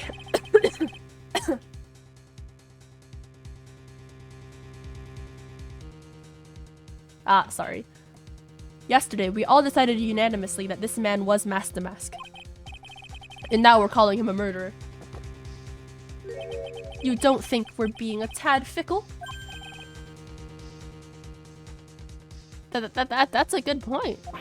No way! Don't fall for that too, Your Honor! You say that Luke Atme was the one who killed Kane Bullard? Then let me ask you this. Why would he do that? An excellent point. Motive, Mr. Wright, motive! Might you my merry murderous motive manifest?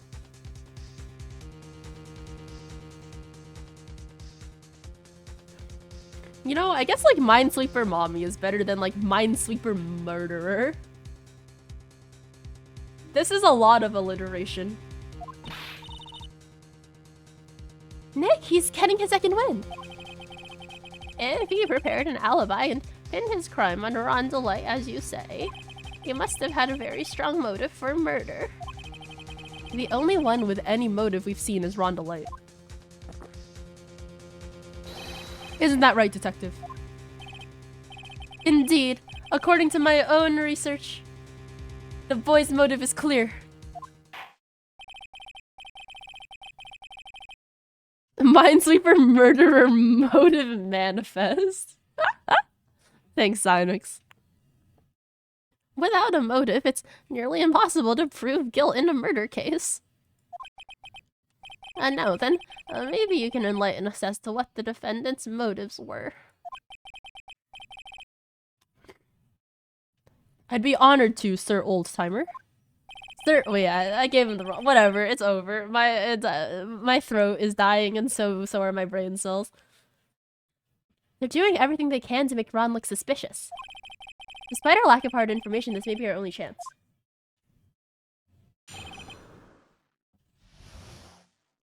Motive... Oh, Jesus Christ. Motive for murder. I, Luke Atme, had no points of contact with the victim whatsoever.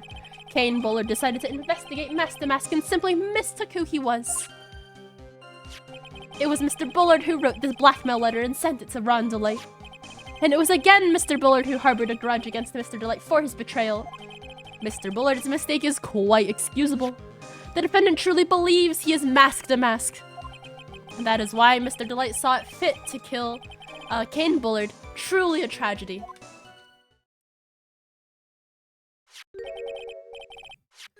So the victim, Kane Bullard, blackmailed the defendant. This is the blackmail letter found in the defendant's apartment. A handwriting test confirms that Mr. Bullard was indeed the one who wrote the letter. What? Blackmail letter updated in the court record.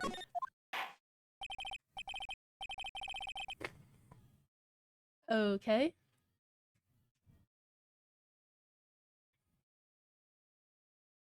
Very well, Mr. Wright. Begin your cross-examination. Okay, wait. The letter is important, right?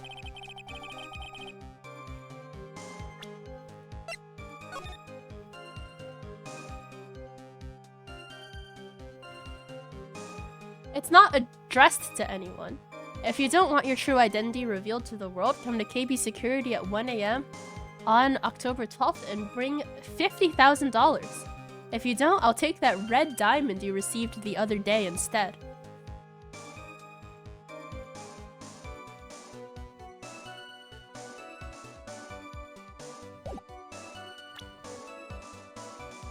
Doesn't he have a red diamond right here?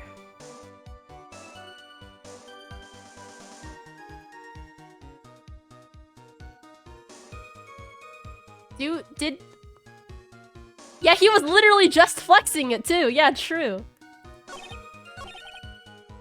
It was Mr. Bullard who wrote that blackmail letter and sent it to Rondelite. How do you know that it's for Rondelite? Mind if I ask you a few questions, Detective Atme? Well, if it's just a few, I guess it's alright. When you said that this letter was addressed to Rondelite, I couldn't help but notice one major contradiction. Contradiction? I don't know where a walking contradiction like you gets off saying things like that. You're one to talk! At times like these, men are made to express themselves with their fists. Why don't you show us what you've got there, Junior? Indeed. Time to man up, Mr. Wright. Show us the contradicting evidence and the content of the blackmail letter. Luke Atme? Oh wait, or is it this?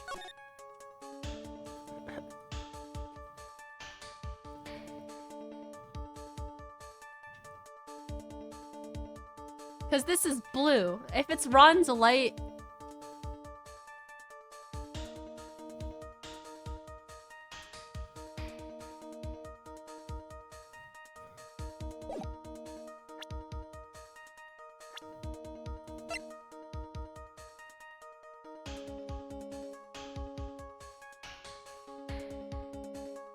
He contradicts the blackmail letter?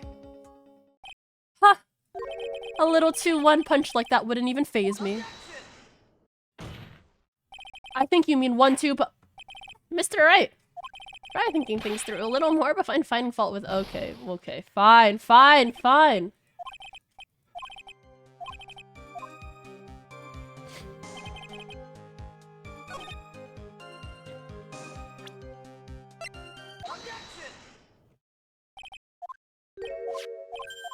Okay, there's a contradiction.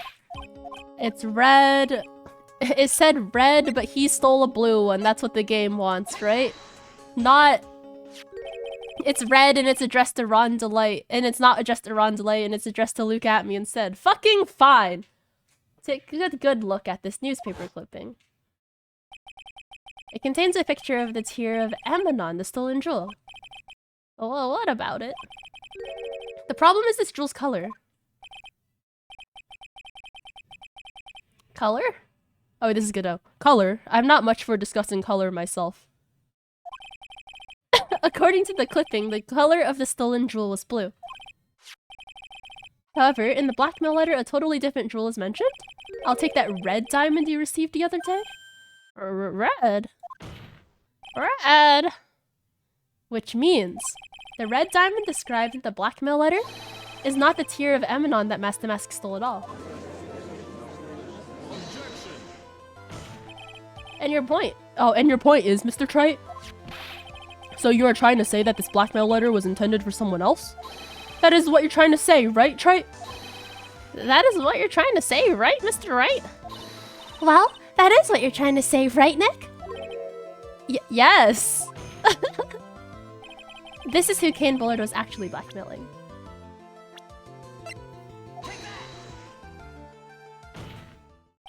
Naturally, it was you, Detective Atme.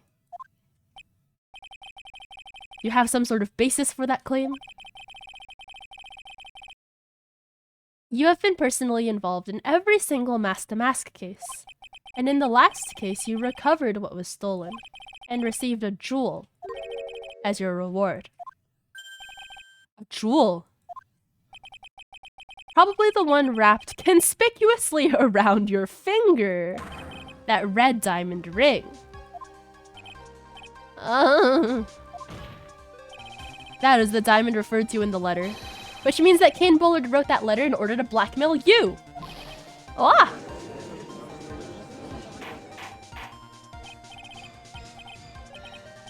Order in the court. I said, oh. Coffee cup number like 11 or something. It seems you've gone too far with your childish. Oh wait, this is Godot. Oh, why do I keep on giving Godot the boomer voice? It seems you've gone too far with your childish pranks, Mr. Trite. Uh-oh, I don't like the way he said that. Kane Bullard blackmailing Luke at me? Are you for real? Yes, I am.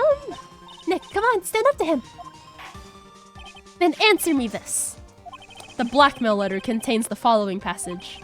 If you don't want your identity revealed to the world. Yes, it certainly does.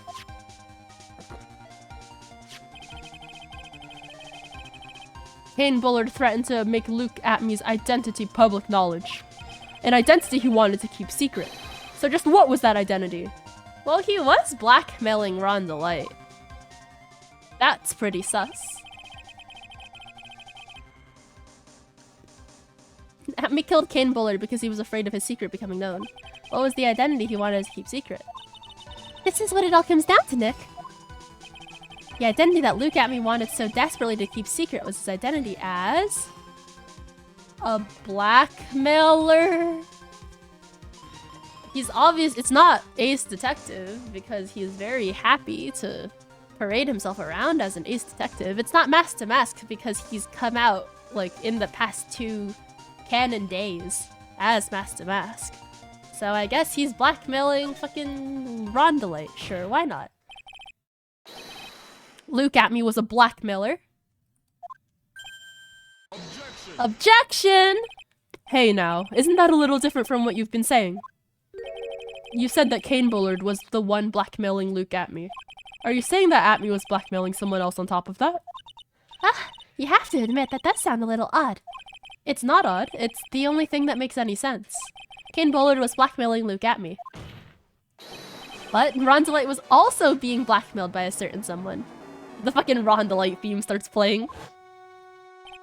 So, okay, yeah, this is the flashback. Just after the Tears of Eminon heist, he started getting blackmailed, and then detailed plans and stuff. Extremely detailed plans, in which case that would mean that Rondalite was actually masked in Mask. That is what we are claiming. Someone else came up with the plans and had Mr. Delight steal his targets for him. And that someone was none other than Luke at me. Silence!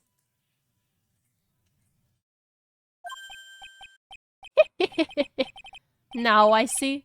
It's all becoming clear. Well, what is? When you were in grade school, you received the same report card every year. Careless, with a tendency to jump to conclusions. Am I wrong?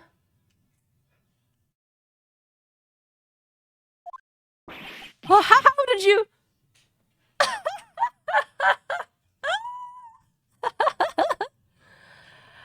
He definitely did. 100,000% got that type of report card. That's beautiful. You say that I, Luke Atme, was blackmailing Rondalite? In which case, I would naturally know all about his relation to Mask. Well, yes. Rondalite started receiving plans from his second crime onward, correct? Which means I learned of his identity when he committed the first crime. Well, good point. You certainly couldn't have blackmailed him otherwise. 12. In that case... Oh wait, good up. In that case, let's see some hot, bitter evidence. During the first crime, how did Luke Atme know that Rondalite was Mask to Mask? They're literally in the same picture. Like, it's probably during this time. I think I see it. See what? When you were in grade school, you received the same report card every year. Gets into lots of mischief, trying to be the center of attention. Oh, what do you mean? This newspaper clipping. It has a picture of you and Rondalite in his guard uniform. It seems that Mask to Mask didn't just disappear into thin air. He just took off his outfit and hid it in a bucket.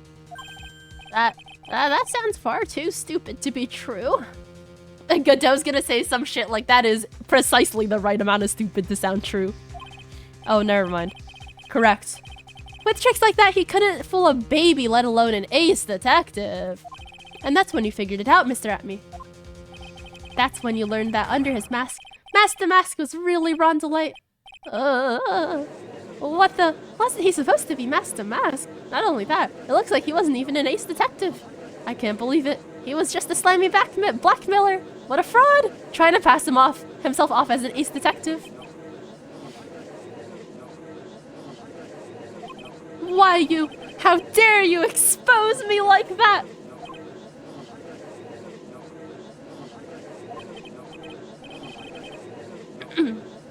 I think we are on cup number 12 by the number of animations that have happened.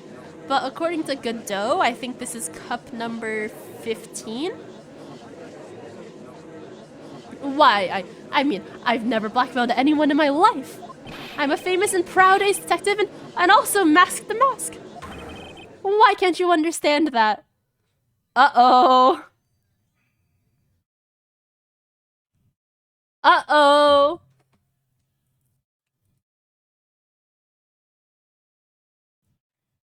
He looks freaky, he does. We're gonna get like da da da da da da da da da da. Coming soon. I just want love. To a twitch.tv/Jovilly broadcast near you. I'm afraid you are neither a proud thief nor an ace detective. You're a blackmailer and a murderer. That is your true identity. Well, why you? I'm not reading all that.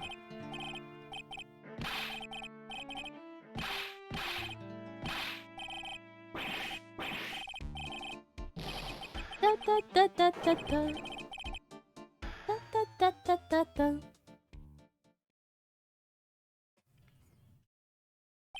Okay. It would seem... Oh, wait. Judge. It would seem we finally arrived at the right answer. At the real answer. That was quite a performance by Mr. Atme. Bailiff, please prepare a cell for Mr. Atme. Objection! Godot! Okay, this is cup number 13. The hammer that strikes too fast has no time to aim. Fuck, Godot opens his mouth and the theme starts and then I just get like entranced. This is so fucked up. Oh, what do you mean? I'm already prepared to deliver my ruling. Allow me to say one thing. I will be the one to judge. What?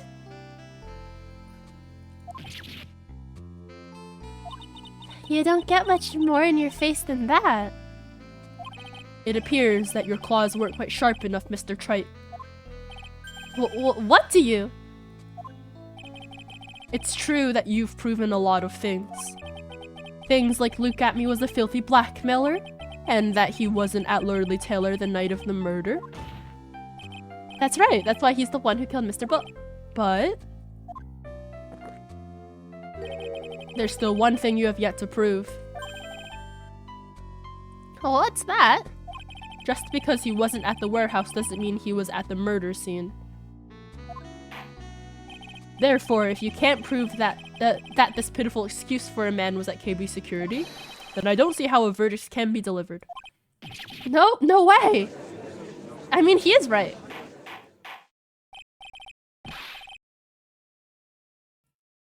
Order in the court. Oh well, Mr. Wright. This is it. This is the final round. I've got to prove that Atme was at Mr. Bullard's office on that night. I think this should be in parentheses in blue. I don't think he actually said this out loud, but we go on. Can you really prove that? That's long enough. Mr. Trite, I want to hear your answer. That night, Luke Atme was at KB Security, and the defense... Can we prove it?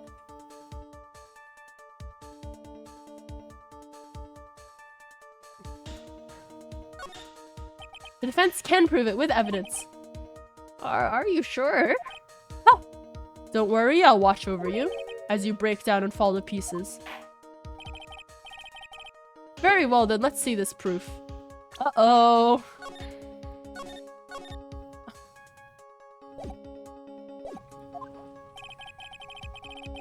Proof that Luke Atme... Okay, well thankfully I have a lot of lives left. Let's just... I don't think I have proof. It's true that this is very important, but okay, yep. Oh! Coffee number 13. That was thrown at me, so I guess we're still on 12.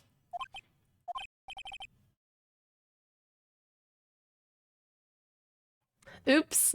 Sorry, Phoenix. That's my bad. Well, Mr. Wright. It's bitter.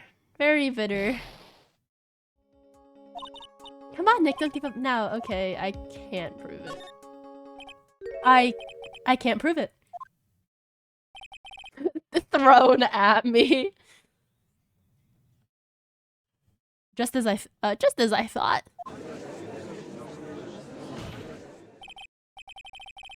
But if we hear more of Detective Atme's testimony... Objection! Unfortunately, that's as far as you go, Mr. Trite. Well, what do you mean? I won't allow for any more testimony. That's what I mean. What? Have you forgotten? Luke Atme is here after we interrupted his own trial. And you have failed to prove that he has committed murder. Or he committed the murder. I think it's time for this witness to return to his own trial and face his guilty verdict as Master Mask. No! Well now, Sir Lawyer, it seems that love wins out in the end after all. I am the ace detective as well as Master Mask. My verdict will verify that. Just as Ron Delights will verify that he is the true murderer. I declare that with the full force of my ace detectiveness. Order! Order in the court. That's enough deliberation over this witness. I can't believe this. At this rate, Ron is... Don't give up now, Nick. We still have tomorrow. We can look for more evidence and... By then, it'll be too late. Huh? Why?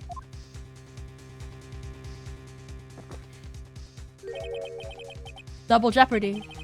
One of the basic rules of any court of law. Double jeopardy?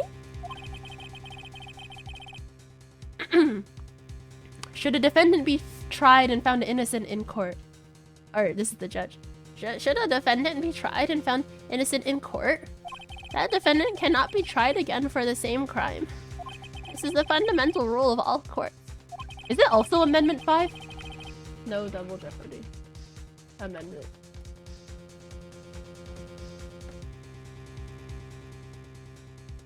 Yeah, it is also Amendment 5. Okay, yeah.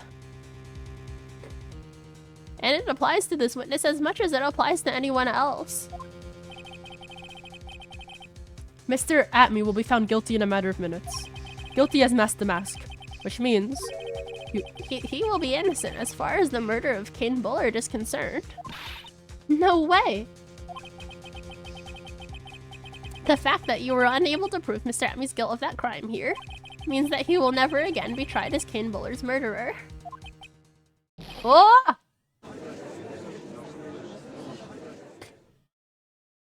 I guess this is technically trying him a little bit. Oh god, Phoenix is stressed. Now there's nothing I can possibly do to win. Even if Ron is proclaimed to be innocent. The real killer, Luke Atme, will go free. I think that, like, it's a little bit more complicated than that. Like, you could try him, right? Because technically this isn't his trial. But the entirety of that trial will be like, my client was found guilty of being Master Mask, who was in another place at another time. End of message. Fucking send tweet. And then that's it, right? Like, it's not that you can't try him, but, like, the trial would be pretty short. You have cross-examined every statement the witness has made here today. As long as there is no more testimony, I'm afraid I have to declare that there will be no further questioning of this witness. Are there any objections?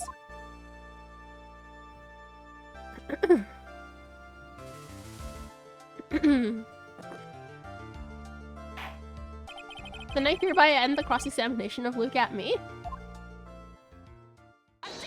Oh! I think I see it. I think I see it? Your Honor. When you were a child, this was what was on your report card every year. Has poor hearing and often makes mistakes as a result. Oh! Own the boomer. How did you? Are you looking for the remote? It's there. Phoenix, raise your head up high. Have you forgotten what I used to tell you? A lawyer is someone who smiles no matter how bad it gets. Phoenix immediately, the animation from his like head and hands pose to this one was instant. Instant. He instantly got up. That was so funny. He locked in, he really did. That voice, no way. She's here for real this time and not just in your brain. Long time no see, Phoenix. But Mia! Bro heard his mentor's voice and locked the fuck in. True. This is the true power of the Kurain channeling technique. Oh wait, we haven't seen it yet this game, have we? I know that it's really Maya who's standing before me, but right now she's my mentor, Mia Fey. At least she's not in a 9-year-old's body. Yeah, true. Now, let's do this. But there's nothing more we can do, Mia. Without any more testimony, I can't cross-examine. Not yet. The testimony's not over yet. What do you mean? Your Honor, just now you said something very interesting. You have cross-examined every statement the witness has made here today. Yes, that's true, but... Unfortunately, Your Honor, you're forgetting something. Earlier, after the last cross-examination, this witness made a number of remarks. Love wins out in the end. I am the ace detective as well as Master Mask. Okay, yeah, sure, whatever. Okay, yep. With the full force of his ace detectiveness. Okay, these are indeed all statements. Hey, yes, but these comments appear to have no importance whatsoever. Very well, then we shall prove their importance via cross-examination. At any rate, as long as the witness has made these remarks, we, the defense, assert our right to question them. Didn't Edgeworth call Mia, like, cowardly or something like that in game 1? Like, crawling around, like, or not necessarily cowardly, but he said something that was, like, kind of rude about her. Like, how Phoenix has, like, inherited her, like, equally, like, unreliable methods or something like that. Like, this is truly peak Ace Attorney. We have nothing, we're grasping at straws, we are hounding every single word that is said. Is that alright with you, prosecutor? Is something the matter, Mr. Godot? Ah, nothing. That's sus as fuck! That's so sus! Oh, sir lawyer, it looks like you're one step too late. If you think such falsehoods will do anything to me, look at me. Let's hear it. Simp? Huh? It's true that the witness made some remarks. So then, let's hear this last bit of cross-examination. He saw the bazookas and locked it. That is a chat message of all time. Mr. Godot, what are you? Very well then, Mr. Look at me. I'm going to allow the defense to cross-examine your earlier remarks. The defense would like to hear why you declared the defendant to be the true murderer.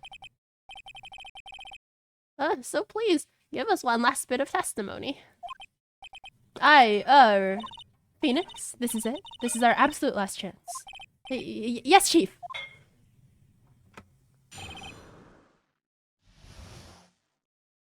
Okay. Indeed, it is true that I was not at Lordly Taylor. I had to leave to see about another vitally important job request. I had known about the date beforehand, so I had this photograph readied. My brilliant deduction was what informed me that the true culprit was Ron Delight. And thanks to the key card and wallet, it was abundantly clear that he was there. I was also able to make a deduction from the buzzer, which only sounded once. The button did not have any fingerprints on it. Why? The victim would have left prints if he sounded it, which means the killer sounded it. Mr. Delight was wearing his Master Mask outfit, which is why he left no prints. And the blackmail letter, the victim likely just mistook the color of the jewel. Sorry! Therefore, all the evidence points to that poor boy. How the fuck does he know all this? This testimony actually seems to hold up pretty well. The witness's earlier remarks do not appear to have been hastily prepared. All of his points have been explained. None of them seem to contradict anything. This guy gave so much more words than he needed to. Yeah, he really just like word vomited almost to the point of self-reporting about this. But of course. But how did you know about the emergency buzzer? The police investigation documents went directly through me. And I always look over all the documents. It's elementary, sir lawyer. Save? Any wrong press is game over? Okay. Grr. Are you going to make even more trouble for us now, sir lawyer? I will not allow any of your usual shenanigans, Mr. Wright. Yes, your honor. We cannot postpone Luke Atmey's trial any longer. This is your last chance. Hang on a sec, just one chance? Just one chance. Huh. It seems that the party's about to begin. Well, Phoenix? There isn't any evidence that contradicts with that testimony.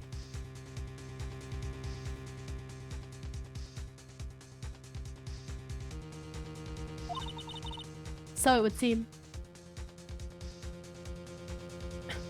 Oh wait, by any wrong press, do you mean even if I like press, like hit the Q button incorrectly, it'll game over? Oh, what do you mean, so it would seem? Listen, Phoenix. Yeah, oh, that's rough. Pointing out contradictions doesn't always mean you have to present evidence, does it? At any rate, this is our last chance. If you can't point out a case-breaking contradiction, you lose. That's all there is to it. Cup number, like, 12 or 13. Okay, never mind. Cup number 17. Sure, seems legit, Godot. The last cup. It seems like the time has come to put an end to this trial.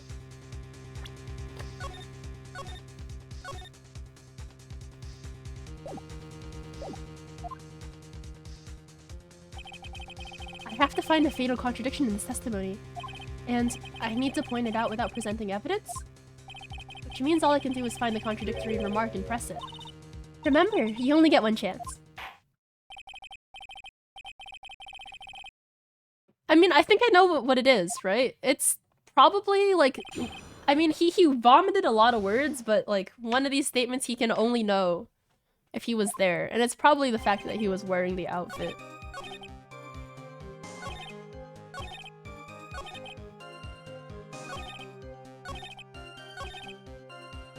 Right?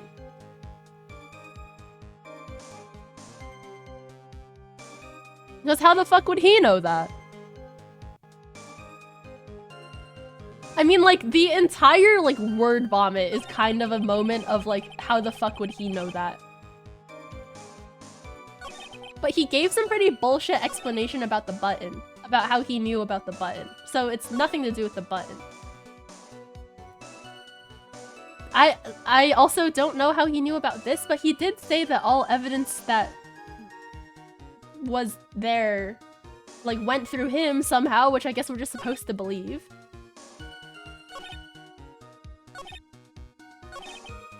And, like, it's obviously not, like, these filler statements. So that just leaves the clothes, right?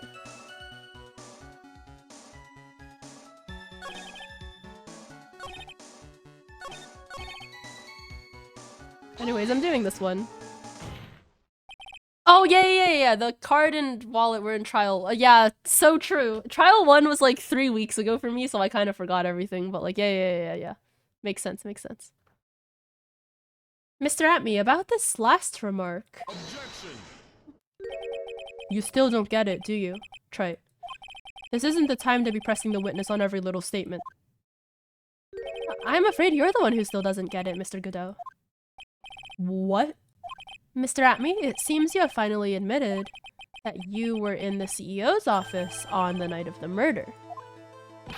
How can you say that? Go, Phoenix, take flight. Let's review your testimony, shall we, Mr. Atme? The button did not have any fingerprints on it. Why? Mr. Delight was wearing his mask-to-mask outfit. Is that correct? Indeed. That's what I said. My deductions are absolutely foolproof.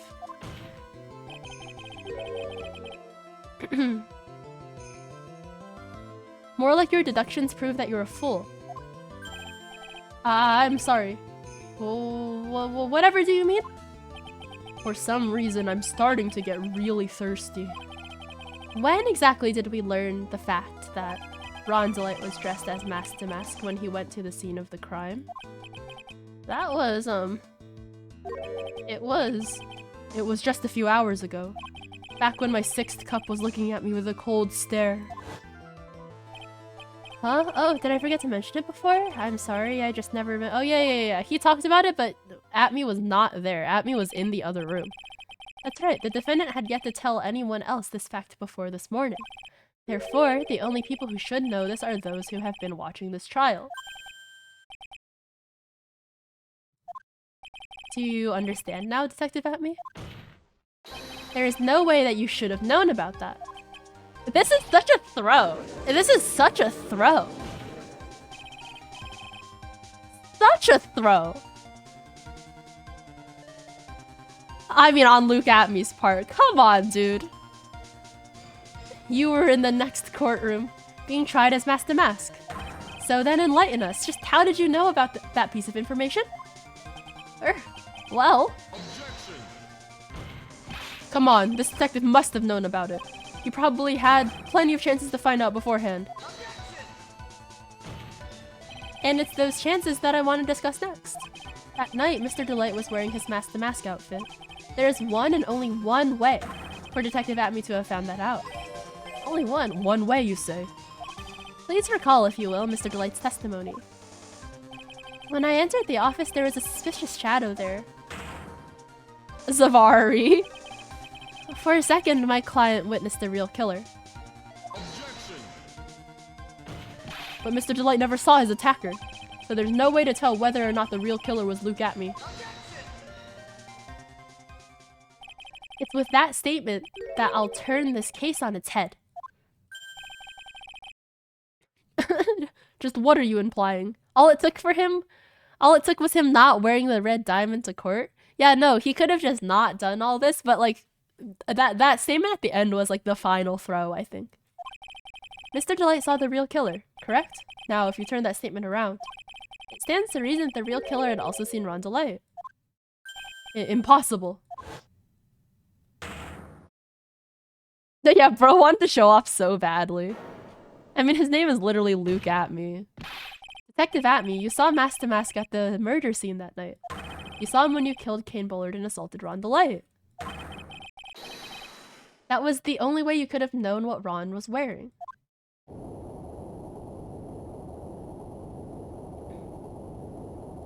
Uh-oh. Uh-oh. Uh-oh. Oh. Take a good look, everyone. Unable to find a rival worthy of my genius, I was forced to create one by myself. Here I am, the tragic clown. He said the same thing. He called himself a tragic clown a second time. That's the same line you gave yesterday. But I think there's a little more meaning behind it this time. Yeah, the judge remembered, honestly. What an awfully complicated incident. Kane Bullard was blackmailing Luke Atme, who was in turn blackmailing Ron Delight. And upon killing his blackmailer, Luke Atme tried to frame Ron Delight. He then claimed to be guilty as Mask to Mask in order to escape his true crime. And to that end, he came up with this plan. He used the double jeopardy rule when making his alibi. At any rate, it would seem we finally found the truth. Excuse me? I came perilously close to besmirching the record of an innocent young man. Besmirching him with the title of murderer. Don't ignore me! Oh, I didn't realize you were there. Why wouldn't he be? About the verdict. I know, you never committed any murder. That's right, I'm so glad you understand that, but I really am Mask to Mask. Oh, dude. Well, thankfully there's double jeopardy, so you're not getting found guilty as Mask to Mask. Get fucked, get owned, GG's, you're not Mask to Mask. Not in the eyes of the law. Rip Bozo, 5th Amendment rules. So thanks to that trial yesterday, I'm innocent now, right? That's not how it works. What was it you said, double jeopardy? Oh, now that you mention it. I've been careless. Careless? What do you think, Mia? As the defendant says, the rule of double jeopardy is absolute. The defendant can never be tried twice for a crime in which he was once found innocent. Then Mask to Mask is really innocent? It would seem so. For now? Yeah, so he can't commit any more thefts, otherwise he's gonna be found guilty of being Mask to Mask. 5th Amendment plus no mask plus L plus ratio? Yeah, basically. Now then, this court finds the defendant not guilty. Confetti! Wahoo! We did it. Oh my god, it's been 4 hours. Boy, this is really lucky. Wait. This isn't so good after all. See, the thing is, I still am Mask to Mask after all. Nah, no you're not. No, you're not.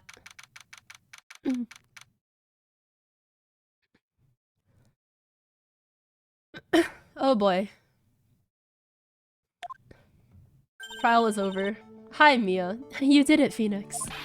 Thanks, Mia. It's been a long time, hasn't it? Yeah, it's because Maya doesn't call on me much these days. Oh? I'm just joking, Phoenix. Don't take everything so seriously. But on the other hand, Maya, she seems kind of torn these days. You mean about becoming the master of the Crane Channeling School? Becoming the master means saying goodbye to our mother. Misty Faye, right? Watch over her, will you, Phoenix? Of course. Well then, see you around. Mia. Ah, Mr. Wright? I don't know what to say. Congratulations, Mr. Delight. Thank you so much. No, wait. Nothing really matters anymore, though, now that all this has happened. Come on, just be happy already. Maya. You've been cleared of the murder charges and got off as Master Mask the Boot. But in exchange, I lost everything. Oh wait, this is Ron. Why am I giving him judge voice? My throat is over. He lost everything. Huh? What do you mean? Stealing security information from KB Security, becoming Master Mask? He did it all for one reason, for her. You mean your wife, Desiree? She hates criminals more than anything. Come to think of it, she was once held hostage by some robbers, wasn't she? She always said how she hated sneaky criminals. I knew that, but once I got fired from KB Security and lost all the money I had, she wouldn't have any reason to stay with me. I thought she would leave me for sure.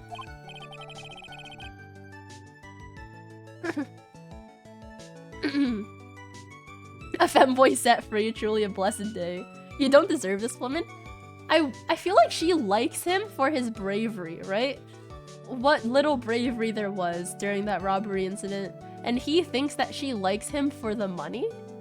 And I think, like, is that actually true of her? Or is his perception of her just like women be shopping? Like, I kind of think that he's the problem, but maybe she just do be shopping. Yes, it is 5 minutes before midnight, I can still say that.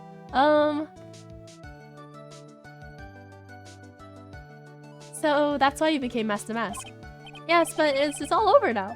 A broken bowl can never be put back together. That's not true, right, Nick? Right. Really? Can we go back to the way things were? You'll be fine, and Nick can prove it. I can? I kinda wish you would check with me first? Mr. Delight, even if a bowl is broken, there's always a way to put it back together. Ain't no way! Ain't no way! Ain't no way! Broken and put back together! The sacred urn. Desi was the one who found this. Desiree, your wife, she's always believed in you, Ron. That's why you'll be fine. You don't have to worry about anything. Ah, there you are. Miss Delight. You did it, Ronnie. You're innocent. I'm so happy. Thank you. I appreciate that. But, I suppose you don't want anything more to do with me, do you? Ronnie, why didn't you talk to me about what was going on? I had no idea you'd quit KB Security. I never imagined that you were really Master Mask either. Miss Delight, what are you going to do now that you know? You're not going to really leave him, are you? Come on, it's obvious, isn't it? How can I ever let a wonderful man like him get away? After all, my bike's really fast. So fast there's no way he could ever get away. But didn't you say that you hated criminals? Hmm? Oh, I only hate people who act all cowardly and sneaky. Like that detective. I see. My Ronnie went and declared his crimes before he committed them like a man. I just love a man who's so chivalrous. Chivalrous? I knew I was right about you. Every day I spend with you is filled with thrills and excitement. Desi. Desiree, you really do love Ron, don't you? Yeah, a man is like high-key a red flag. But like... well... whatever floats her boat. Nikki boy. Yeah? I'm really glad I asked you to defend my Ronnie. Thank you so much. I'll never forget what you've done for us. Oh, well, take care of yourself. I can fix them? No, literally. You too, Nicky boy. Well, I can feel my face going red. Oh, no! Oh, it's Jover. It's Jover. The 8-year-old is back. Can my throat do this? Oh. Mr. Nick, Mystic Maya, congratulations!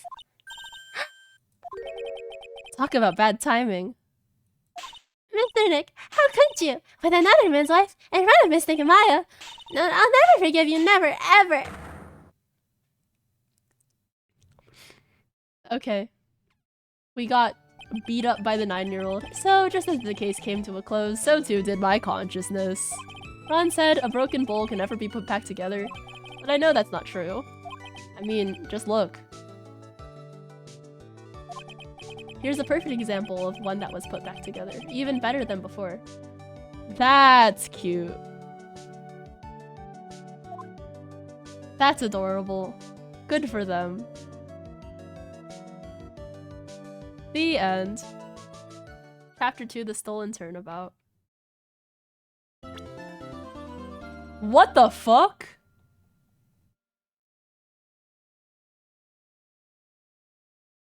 Girl! Why is she in a maid costume?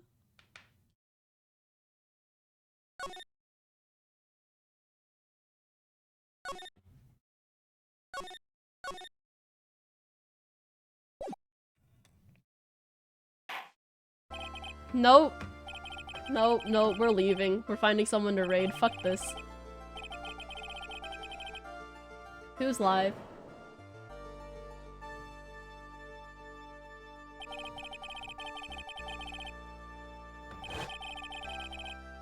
Oh. Is Maya getting confused? Or not confused, accused of murder again?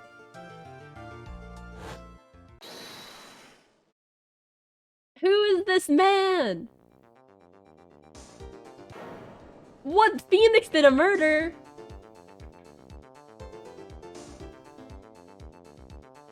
Phoenix did a murder. TJB raid? Yeah, that's what I'm thinking. Probably.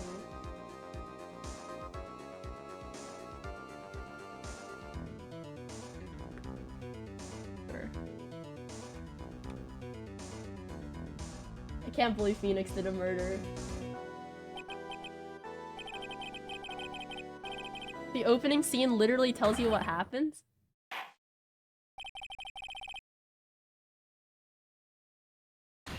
Oh, we're dead. It's Jover. GG's.